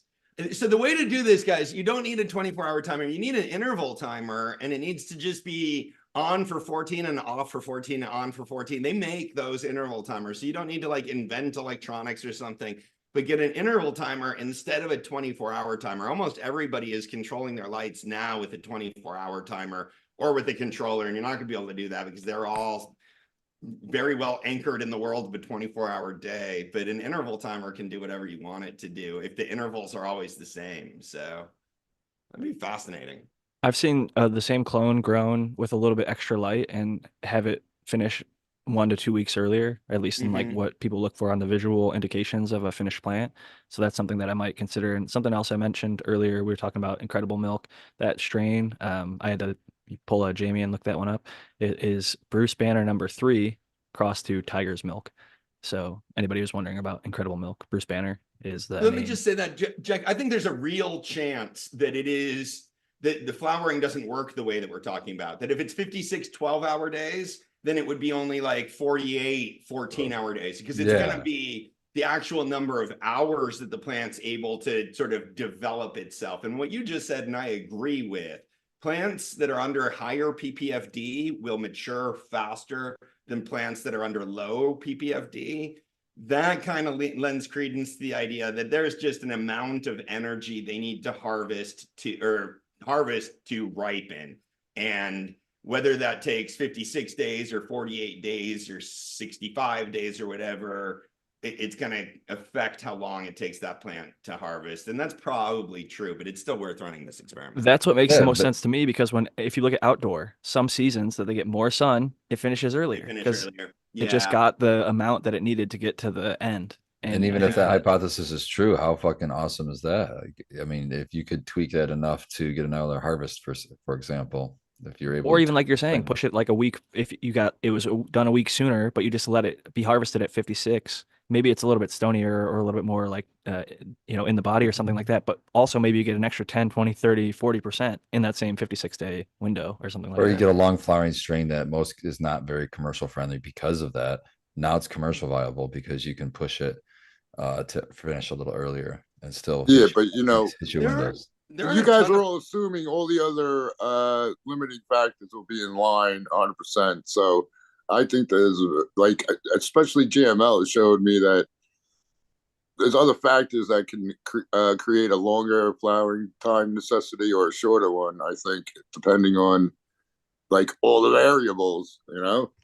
Oh, I agree, but it's worth it. Yeah, it's a Don't you theory. I agree? It's think we're worth being trying it out theoretical, and sure. seeing what we can find out, because that's just the most fun stuff about growing Oh cannabis to yeah, I'm me, not is that. saying don't try it, but keep that in mind. That's all. Oh yeah, for sure. I Yeah, just you got think to keep it's everything in fun perspective. as we can, as just regular, I always like to say citizen science. As regular citizen scientists, we can literally in our own homes try little experiments like this. And yeah, it's empirical. We're not in a laboratory, obviously. But still, we can be figuring out things right now, today in 2024, that maybe in 2026, 2028, 2030, we'll see a paper out that says, hey, it confirms everything we've been talking about for years. I Yeah. think that's the coolest shit ever. There's been some good research. There's a few other crops that are sort of photoscotoperiod the way that cannabis is. Not a ton. I mean, we don't obsess over photoperiod with a lot of other crops the way that we do with cannabis, but there's some research on this. But yeah, I think it's one of the areas that us cannabis growers have more interest in than, it's just not a crop problem that comes up a lot. It's a chrysanthemum. I mean, It's what's because we the have to grow it Christmas inside. flower? Poinsettia. Is that a scotoperiod, Doc? Do you know? I'm not sure. I mean, there are certainly other plants that flower based on light availability, light levels, and a photoscotoperiod. There aren't very many crops. I'll consider cut flowers or even flower plants like a crop like that. I'm not sure about poinsettias though. Pretty sure they're grown almost exactly like cannabis would be in a light depth greenhouse in a lot of Yeah. situations where they dep it and they get, 12 hours darkness to force the flowering period once they're veg to a certain size and they're growing clones. Matthew worked in the poinsettia cultivation for a little while, haven't did you? I worked with somebody. Yeah, you're remembering Dram and Nectar. They put poinsettias on the map, but actually they weren't really growing very much for poinsettia when I was there. Do you come across a lot of other scotoperiod, photoperiod harvests, Matthew, with other cultivars? No, I was gonna agree with you that I feel like that's pretty true. And I'm not sure if that's just because of like the value of the crop, like to really optimize that. Um, maybe just doesn't make sense. But I think also it's just not quite the same process. I will say though Yeah, a that lot like of plants are seasonal like that, and they're being yeah, tripped, but they're like perennial plants. You're getting one harvest a right. year too. It's like you wait for it. You could potentially maybe like to put another layer on it, like if you theoretically got all things were go, give it more energy, and then also maybe like primed it in a special way. If you had the sophistication to be able to do that, maybe you could accentuate certain growth so you just maximize the particular things that you want. Maybe that would be possible. Also, in the conclusion section here, they say that the photoperiod responses were strongly cultivar dependent. So, like, that's an important thing to consider too. That would be something you'd have to I agree. There are some figure. strains that can absolutely do fine flowering with 1311, and then there are others that won't do fine with 1311. Do you think it's safe to assume that the strains that would do higher with a higher light, or DL, we'll say DLI, that's the easiest way to say it, the strains or cultivars that would most likely accept higher DLI and flowering period are most likely like Are you saying DLI because you're talking about duration? yeah, the more giving them more light and flower, I guess, is the best what I'm trying to say. It's Well, I think probably it's going to important be to understand if you're giving them more light density or more light in time. I mean, and both of those are ooh, components of DLI, but yeah, I think they go the that's a same. good point. Yeah, that's a good point. I'm saying giving them More time. time. We'll say intensity being consistent, Yeah. more time in a flowering cycle. Do you think it's going to be of sativa genetics, the ones with the narrow leaves and that kind of thing, or do you think that's independent of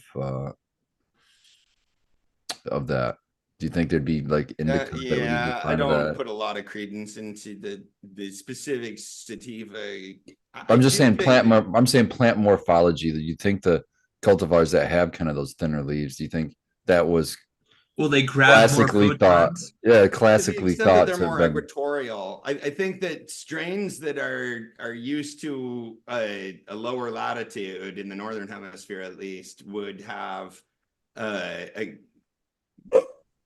sort of tighter photo period requirements. I don't know. I'd have to think about that, but I think that has more to do with it than like the broadleaf, narrowleaf. But I don't know. I'm trying to think because maybe the broadleaf would be an advantage because you're trying to collect more light and you're giving it more leaf. I don't know. I keep That's going a back good and question. forth. Is there like a solar panel? If I'm actually pretty sure I've even read some stuff about this, but it's probably species dependent a little bit. So like, are there cannabis plants where like, whatever percentile you're eking out, like, yeah, with a broadleaf, you get like a more efficient um assimilation of I can sugars speak to it a through little bit photosynthesis. from a little bit of the research that I've done between the two, just looking at morphological differences between broadleaf and narrowleaf. With broadleaf, you're going to have less volume of leaves because they're broader. They can accept light and not as much light goes through. With narrow leaves, you have more volume of leaves, so more but thinner leaves. So Or you've at got least you could. yeah, and you can both for a number of reasons. The air Is flows better there through the canopy. The leaves don't stack on top of each other, causing molds and mildews. The way that the plants like to grow, they don't like to grow on top of themselves or the other plants around them. So it just allows itself to not have that issue as often. And So broad and narrow leaves may be suited for like different humid climates, right? So like a narrow leaf plant might be more adapted for a humid climate, and a broadleaf plant might be more adapted for a wetter relative humidity. right. Also, wind. I think a narrower leaf would probably be more resistant and robust in like wind versus broadleaf getting ripped up But potentially. I think what I Jack is agree. also saying is that the amount of sort of solar panel doesn't really change much. You either have a lot of big solar panels or sorry, a few big solar panels or like the broadleaf plants or more thinner panels. So in the But end, which you one have would the be same more amount of surface metabolically area. efficient? That's my question. What's that? But which one would be more like it probably wouldn't be a huge difference, I agree. But theoretically, which one do we think is more metabolically efficient? Having a I few think it would bigger depend on how ones? much wind and what Yeah. climate you're dealing with. Environment An to indoor environment. situation, controlled environment, an indoor controlled environment situation where you can control those things. Broadleaf. It's still an interesting question I think because also if you broadleaf. don't have oh, you go first. I was just saying it's interesting because of the point that Jack brought up. That yeah, broadleaf you'd think it's got more surface area. Yeah, leaf to leaf it has more surface area, but you're probably going to have more leaves on the narrow leaf. So But that you might might be, not. Well, that's the thing that I was going to say is but you that might not, right? just because you have a thinner leaf profile doesn't mean that one cultivar is going to like necessarily make enough to counter. So It like really depends on even the then it cultivation comes back. I style and don't like environment. think those traits are related. Number of leaves it produces can be manipulated. It really depends on the environment and a lot of the cultivation techniques. Like if you're topping a bunch or if you're pruning a bunch, like how much it has to recreate leaves and things like that. Yeah. Matthew, if you could scroll down to the section that has the difference between THC, CBD, and things like that between the 11 hour, I'm curious if there's anything that would stand out just One of from. the things, let me just say this, I was just scrolling. One of the things between broadleaf and narrowleaf plants, cannabis plants grow naturally, capture all the light. And that's why weeds don't grow underneath them. What we were talking about earlier, it's not just that they're growing so close together, it's that they're capturing all of the light and none of the light is making it down to the ground, basically. So whether it's being captured by, broadleaves or narrow leaves, it's all being captured by that plant. So this is the amount total. I was more referring, I think it's a little bit further. If you go to the percentages of like, it said like CBDV and THC and all the different, here we go. The cannabinoid breakdown.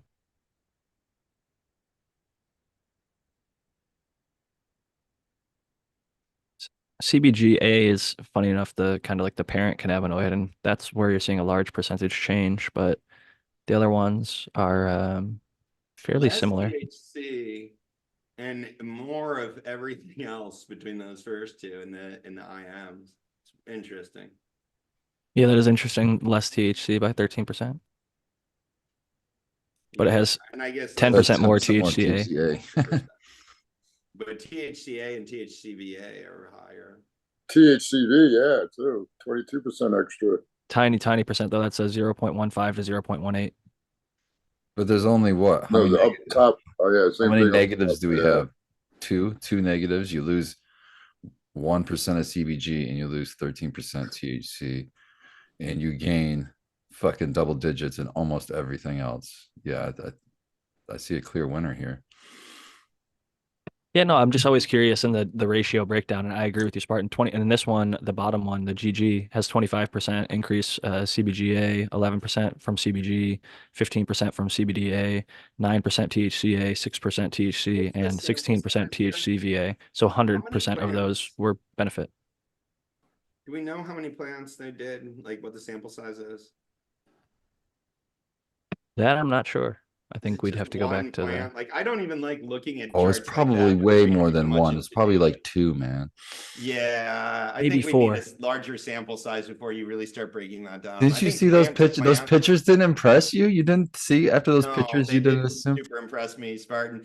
And plant to plant, we all know this. Like the plants are going to be different, one plant to the other. And so if you just like take two of them and be like, oh, this one's much higher than this other one, and like, why? Oh, because I think this variable is what changed. In order to make those correlations between, you know, well, between the dependent and the independent variables, you need a They did bigger sample decent. size. You need a lot of Yeah, individuals I to mean, they show a still. pattern through time. I'm impressed they went with 18. That's not bad. 18. Okay. So 18, but that means, okay, plants of each cultivar were randomly assigned to one of 2 photoperiod treatments. So there was 9 plants in each treatment, only 2 cultivars. So when And you're 3 breaking it down concurrent in that replications. crosstab by cultivar, it can't be more than 4 individual plants in each group, basically. Right. So there's like 4 12-hour GGs, and there were 4 13-hour GGs, and there were 4 12-hour IMs, and there were 4, 13-hour IMs, and that brings us up to 16 of the 18 plants. So that's pretty much all of them. That makes sense to me, to be honest, from a research lab size, to have 4 basically in each condition. I don't think it's terrible. I mean, it's better than 1 or 2. Yeah, I'm just saying it's not enough to start Sounds like drawing they did conclusions a light between each. your dependent and your independent variables. You need to And we see saw a lot that of things. pattern exist longer, because there's so many other things that are different when you only have a sample size of 4. And there's different, and they did mention that like there's a big wide variety between different cultivars. So that might also, in addition to not being enough number, it could also be like way more complicated even then, because we were still seeing problems. So it matches up. So the only reason I brought that up is just to add a grain of salt when we're looking at those cannabinoid. At least 2 grains. Yeah, like a big couple of grains of salt. It's not that the numbers are trash, but just remember that like it's pretty small sample size. And if we got hundreds of plants in each of these conditions, we'd have a lot more confidence in that treatment was causing that difference. I will say at the same time, I think these are initial studies that are hoping to guide the research that has the funding and space to do the 100. Study, Jack. No, I don't think you are. I'm just saying for the listeners and the people out there that might be like, well, why the hell did they only do 4? Why didn't they do 50? It's like, because this might be the first step of 100 in the process, and they're trying to get more knowledge and information and point us in the right direction for future research. We would call this a pilot study, where you haven't studied these things at all. You're going to do some things and try to look at the data like that and be like, okay, we didn't necessarily expect this, but let's see if this pattern holds now. And we're going to do a much bigger sample, and we're just going to look at this one interesting variable that we teased out in that pilot study. Absolutely. Teasing it out is the perfect way of putting it. Yeah, and I want to put a feather in our cap, because right here, Matthew's got our proof.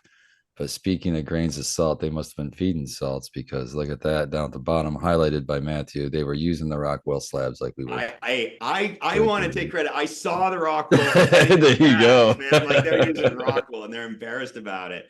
So yeah.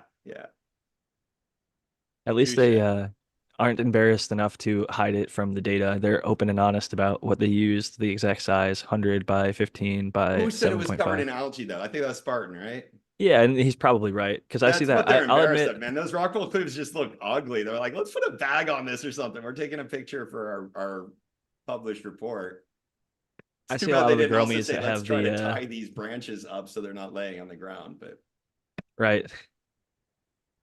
I think that probably they thought, oh, let's prevent maybe the algae or other molds or pathogens from getting on the buds by putting this that's true. cloth Since the bag. buds are flopping all over the place. Yeah. Or maybe they just had cloth pots for cocoa or other media that they've grown in for other experiments. So they're like, we'll put it in here. It's a plant. It should be in a pot. Interesting that they're using the Rockwell slabs too, not the Rockwell cubes. Most cannabis growers use Rockwell cubes, not the flat slabs. That to me indicates that this researcher probably has some agricultural research or agricultural background with like tomatoes or some other plant, because I see that commonly with in tomato Yeah. greenhouses. They have these long slabs and these huge vines or whatever that grow out of them. Where are they from? University of Guelph. Okay, so they're doing a lot of cannabis research up there, though. I guess it's Liking Guelph. that. One of my Canadian Guelph, yeah. listeners told me. What is it? Guelph. It's like Guelph. Okay. it's pronounced Guelph. It doesn't look like that, but it's pronounced like that. Guelph. Okay. Guelph. I have been noticing that It looks like Guelph. I've been using AI to search papers for me, and it's wonderful. It makes life so much easier. But a lot of stuff comes out of there. Just be careful of the hallucinations. That's all. Right. Yeah, you got to track down everything, but it does a lot of the searching for you and it makes your life Yeah. easier. When there's to Guelph and other researchers' credit, they're cranking out papers. We've gone through dozens at this point and looked at lots and lots of different research, and it's fun to see. Not, I'd say very few of them are perfect, but a lot of them are trying to get us going in the right direction, and it's better than the nothing that we had before, or the this is why cannabis is bad and you're going to get addicted to it and then it's going to cause schizophrenia and make you do heroin and do crime. Like all these other And if old you're school research was being done about cannabis, which was just making it seem like it was a terrible thing and a bad light every time. I like shouting it So out because the scientists that are doing the work rarely get shouted out. And so I That's like true. that we shout this stuff, kind of stuff out. And I like that if there's young people that are into cannabis that want to look into going to school for cannabis, support these. These are the schools you want to go to, the ones that are actually doing the work, not, the schools that just throw it on their agenda so they can get your money. So I gave I'm an actually IPM doing a speech. guest lecture up at a university in Michigan, Spartan. Next it's month. not very I far was from me. invited. Half hour from me, man. Yeah, I'm gonna appear via Zoom, but I'm not actually get to travel to campus. But it's my first time being invited to a university guest lecture on cannabis cultivation. So this is a Super class cool. on protected horticulture. The professor's kind of focusing on indoor cannabis cultivation. And yeah, I'm gonna do a presentation, and the students are gonna have to design an indoor cannabis facility and a set of sort of Hey, that's cool. SOPs for If he's looking to, we're looking for some interested universities on testing lights. So if he's looking for lights, either we're playing with UV or with spectrum changing lights, and they're interested, we'll hook them up. Okay. They're willing to This keep one's us not, and in. it's a woman, the professor, but yeah, okay. I'll keep that in mind. I mean, I agree with what Spartan's saying. I had I was able to do a guest lecture too for IPM at the University of Hawaii. Not at there, I did a teleconference, but it's cool and very endearing to see more people getting that kind of recognition. I will say though that Yubin Jung here, great Yeah. guy, good research at least. That's all I can say. I haven't met him in person. But I follow some of his posts where he talks about the research he does, and I think this was actually the first paper by Ashley, which I think Grad she's students. yeah. So usually papers like this, Yubin Zhang is going to be the professor at That's right. that university, and Ashley and David are both grad students. Ashley and David probably did all the research, working under Exactly. Yubin's sort of supervision, and that one of them wrote most of the article. Yubin probably addressed it. I mean, that's how academics works in a lot of these cases. So I That would is assume that really they're good grad students. context. In fact, sometimes they even will tell you the stuff in the acknowledgments, and also they will talk about the contributions that people specifically did, so there's no ambiguity if somebody's trying to be like, hey, what did you actually do in this paper? You know, when I'm trying to assess, like, do I want you for this or that? So Yeah. if So when you're you get curious into to the know what middle they here, you did. say trial execution and data collection, AA and DL. Data curation, Yeah. AA and YZ. Okay, writing original, draft preparation, Supervision. all three of them. They're giving all three of them a lot of the credit, but the trial execution and data collection was carried out by the two grad students. Yeah, Doc, but I have only a but question. only YZ did the supervision though. So there's some heavy lifting, man. Question for He was their Doc. supervisor. Are you presenting as supervisor. Dr. MJ Coco? Or are you using your government name? That's what Speaking I of was just credit. gonna say. Yeah, so that's my issue. I don't know how to approach my identity with this. I haven't fully resolved that. I've given guest lectures at universities before, but as a different doctor, not as Dr. Coco. And she's asked me for a short bio piece, and shit, I've actually kind of let that slip. She asked me for that last week. I'm writing this down right now because I have to actually follow that up. But like, I don't know. I there's a handful of like people that know both of my identities, right? Like everybody that I do cannabis work knows me as Dr. Coco. All my commercial clients call me MJ. Like nobody knows my real name. I mean, the accountants do that cut checks and stuff, but like I don't go by my real name in that space. And I don't know. I don't want to kind of introduce both of my identities to this classroom full of students because then the whole wall that I've built between my identities will collapse. It will. I have multiple In the day of personality internet, issues, by the yeah. way. This I is a was gonna real say, yeah, thing. you can keep your pen name. You're like an author under a pen name. Yeah. And even People like back like to the mystery But and then I early can't put it on my Constitution, they wrote CV. under plebis, and there was like, there people have used pen Right. names since the very beginning of the United So I States. don't So put any of this stuff on my CV, like that I published a book, that I do all this client work that I'm doing, and the guest lecture is kind of the thing that would kind of go there more than some of these other stuff. So my CV just is kind of like a bit blank. I don't know. I've got to figure out how to collapse my identities into one person that I'm comfortable being all of the time, probably at some point here. But I don't know. I haven't resolved that, and we're not looking at chat, so I can't see what chat. You could, Doc, go to with Dr. Coco and skip to MJ. Then it's just, I you agree. know, I agree. that would Like, the other solve thing that's both odd about problems. this is the professor of that class, her name begins with M and her last name begins with J, so she goes by MJ. So she signs That's her funny. emails to me MJ, and I write it back MJ, and I'm like, you're like a more legitimate MJ than I am. you could be like Michael Joseph Coco. So like, Yeah, I could be. I have a theory that if you want to go by initials, pretty much one of them has to be J. Seriously, think about it for a while. Okay, There's I have to ask few this question. exceptions, but almost everybody that goes by initials, one of them is J. It could You be know the what first always one or the second one, but yeah. what always gets me, I'm gonna ask this question, is like I don't know if it's just like the standard for doing this or the social convention for doing this has changed over time, probably. But like especially in like old like 200 years ago plus books and things, like some people would just they'll just decide, oh, I'm just gonna go by my first and middle name as an initial. I mean, if Yeah. you have a first and middle name, and then like spell out the last name. Like, where do you get to a point in your life where you're like, that's how I'm gonna do it? Um, I don't Yeah. know. Well, Yeah, my issue like is there's going to be a point here where I want people to be able to know both of my identities, like be able to have this all accumulated as like stuff that I do, not as like two totally separate identities. side gig or I side think the brand. point. I you think should Eventually, do your an LP. university, you can maybe have a conversation with somebody that you work with and be like, hey, I do this on the side. It's totally legal in California. It's totally legal They don't have issues with it eventually. anymore. It's really not. When I started doing this, just as recently as 2018, yeah, there were issues there, and I was really concerned about it affecting, retention and promotion in universities. If I was, doing this side gig teaching everybody how to grow cannabis, and nobody cares anymore, and it's kind of considered outreach in a certain sense.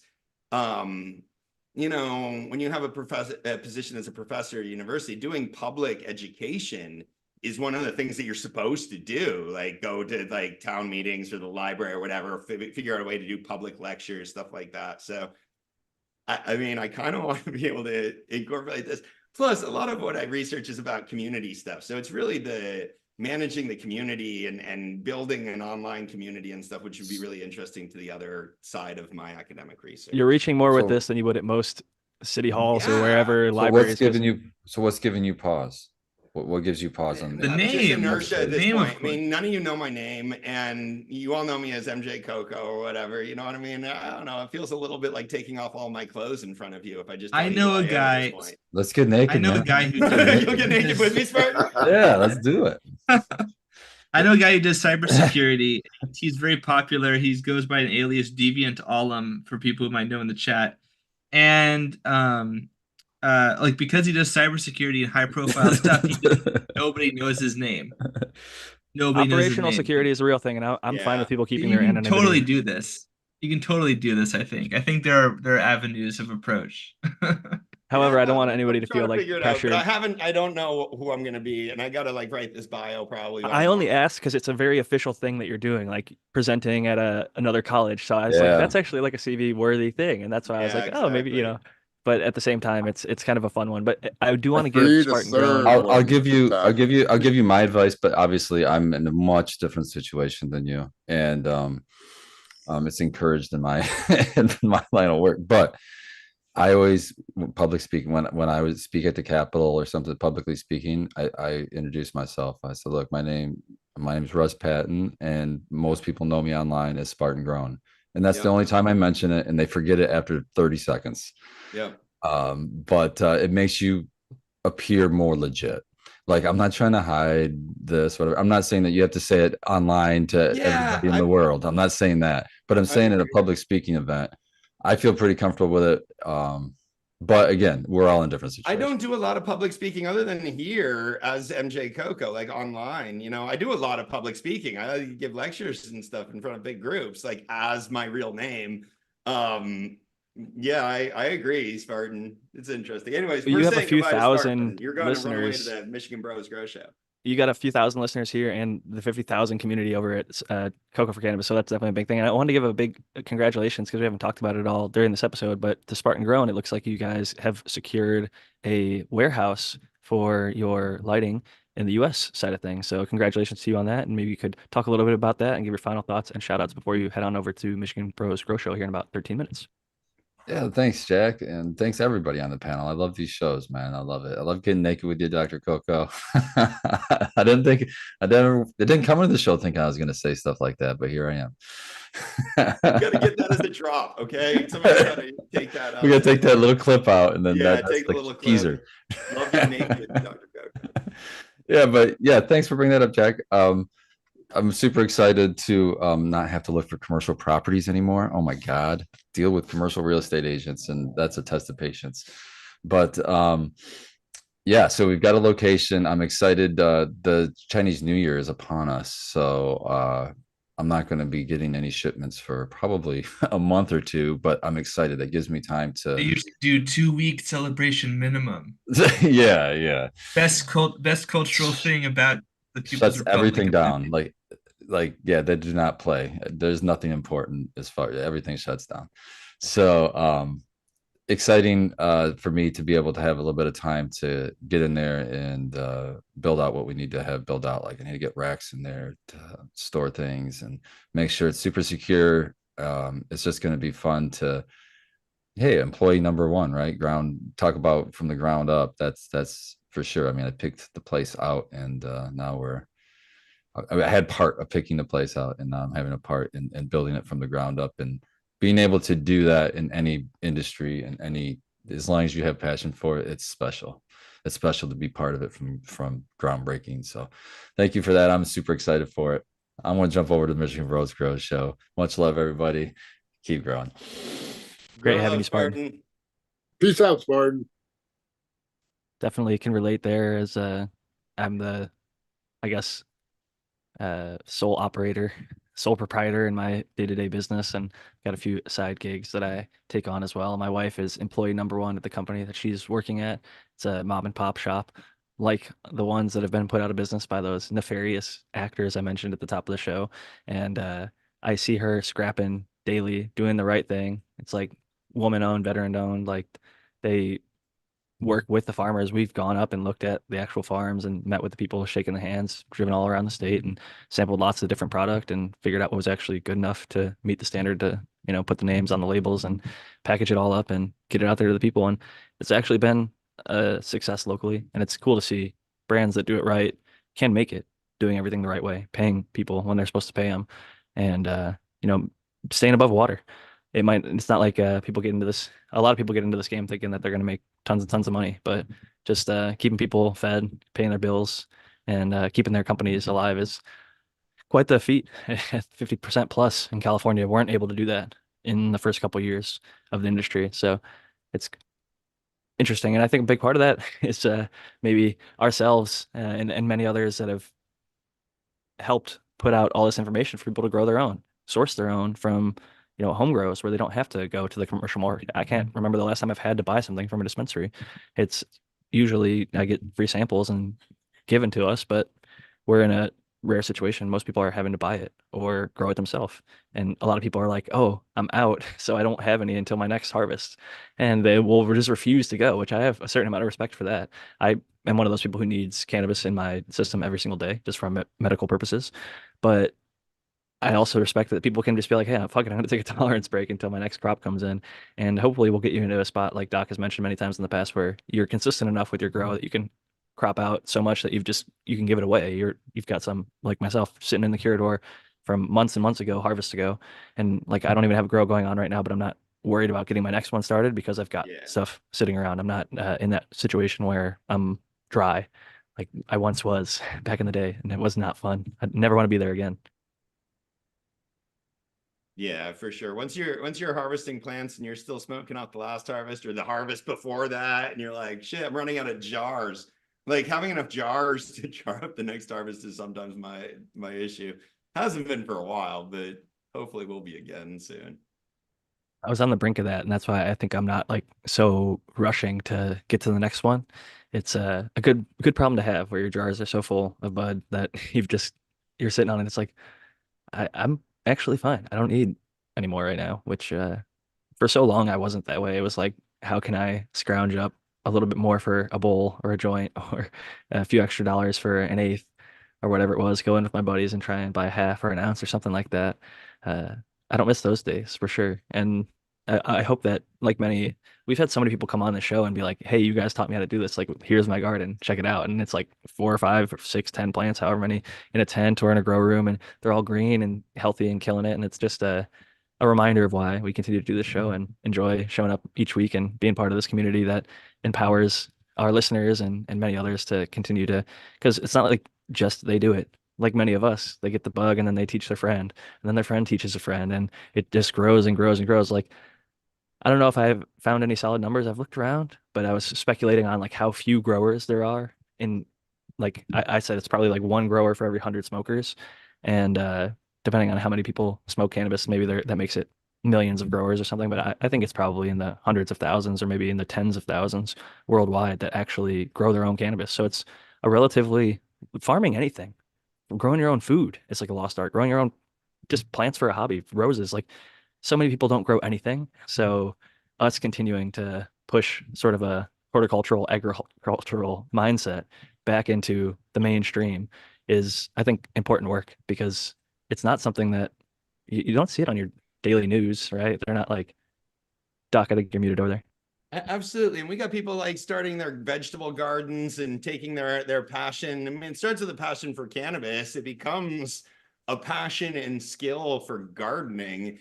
And then, you could take care of everything you need in life after that. So yeah, I think these are cool skills. And the way we kind of approach like the scientific articles and dive in and kind of not just even about that information, but like how to approach doing research and gaining knowledge from these kinds of sources. I think it's really important educational stuff that we do here.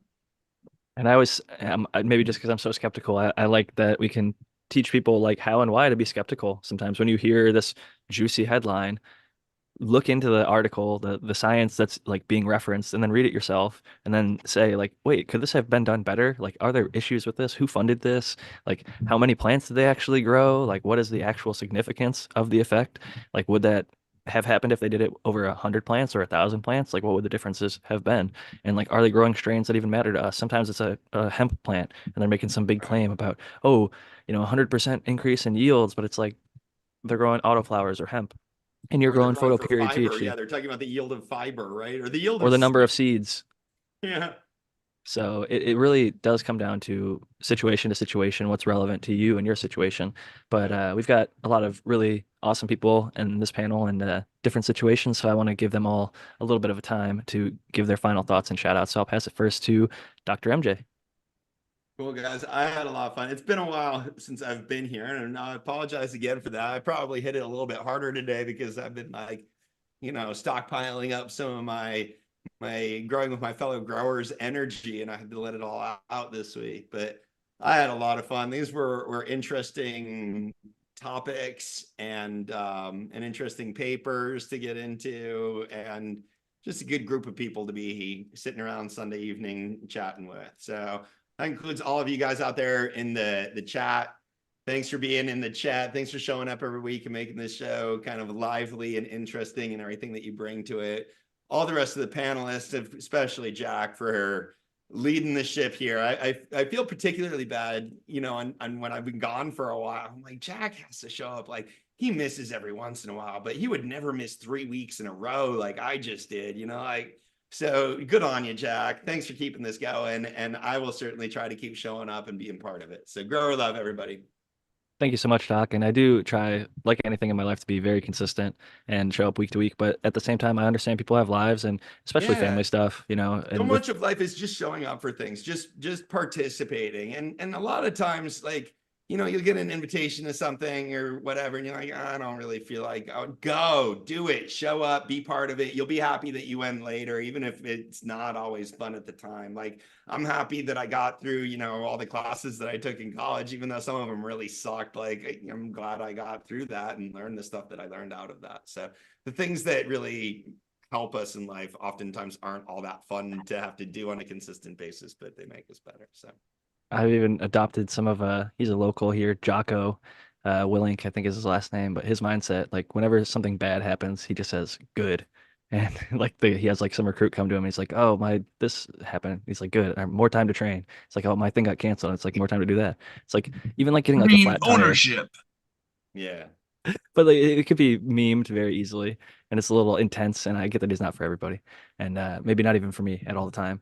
But I like the ideology that like sometimes, and just reflecting on my own life, some of the hardest situations that I've been in made me a better person, or I learned something, or I grew. And I'm like, man, it really sucked at the time, and I felt like shit, and maybe we got emotional or like lost this and that, or even losing people. It's like it sucks, but there usually is something to learn and gain and become Yeah, better. well, it's like that camping trip where it was raining the whole time, right? It's like you gained something, you got through the experience, you did it, whatever. It's like, You get home and you appreciate your warm, dry bed. That's what camping does. yes. It makes kids not soft. It makes young adult like people get out into the wilderness, and then when you get back to your warm, lit home with running water and a toilet, you feel like, oh my God, Yeah, you this don't is take those amazing. things for granted. It's fun to I go mean, do I that. climbed And Half Dome at 14 years old. Some people have never even done that, Yeah. So many people haven't done that, and no many fair people never deals. will. But that being said, final thoughts and shout outs for Matthew Gates.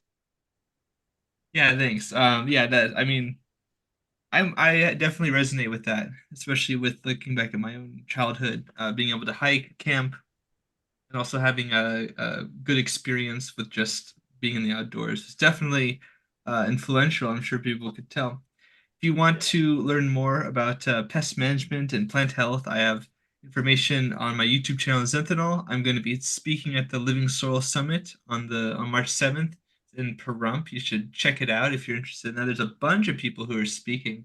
Actually, many people you probably know if you follow the cannabis sort of sphere of influence for cultivators. Um, in the living soil space, especially. And you can also reach out to me for professional inquiries if you need them.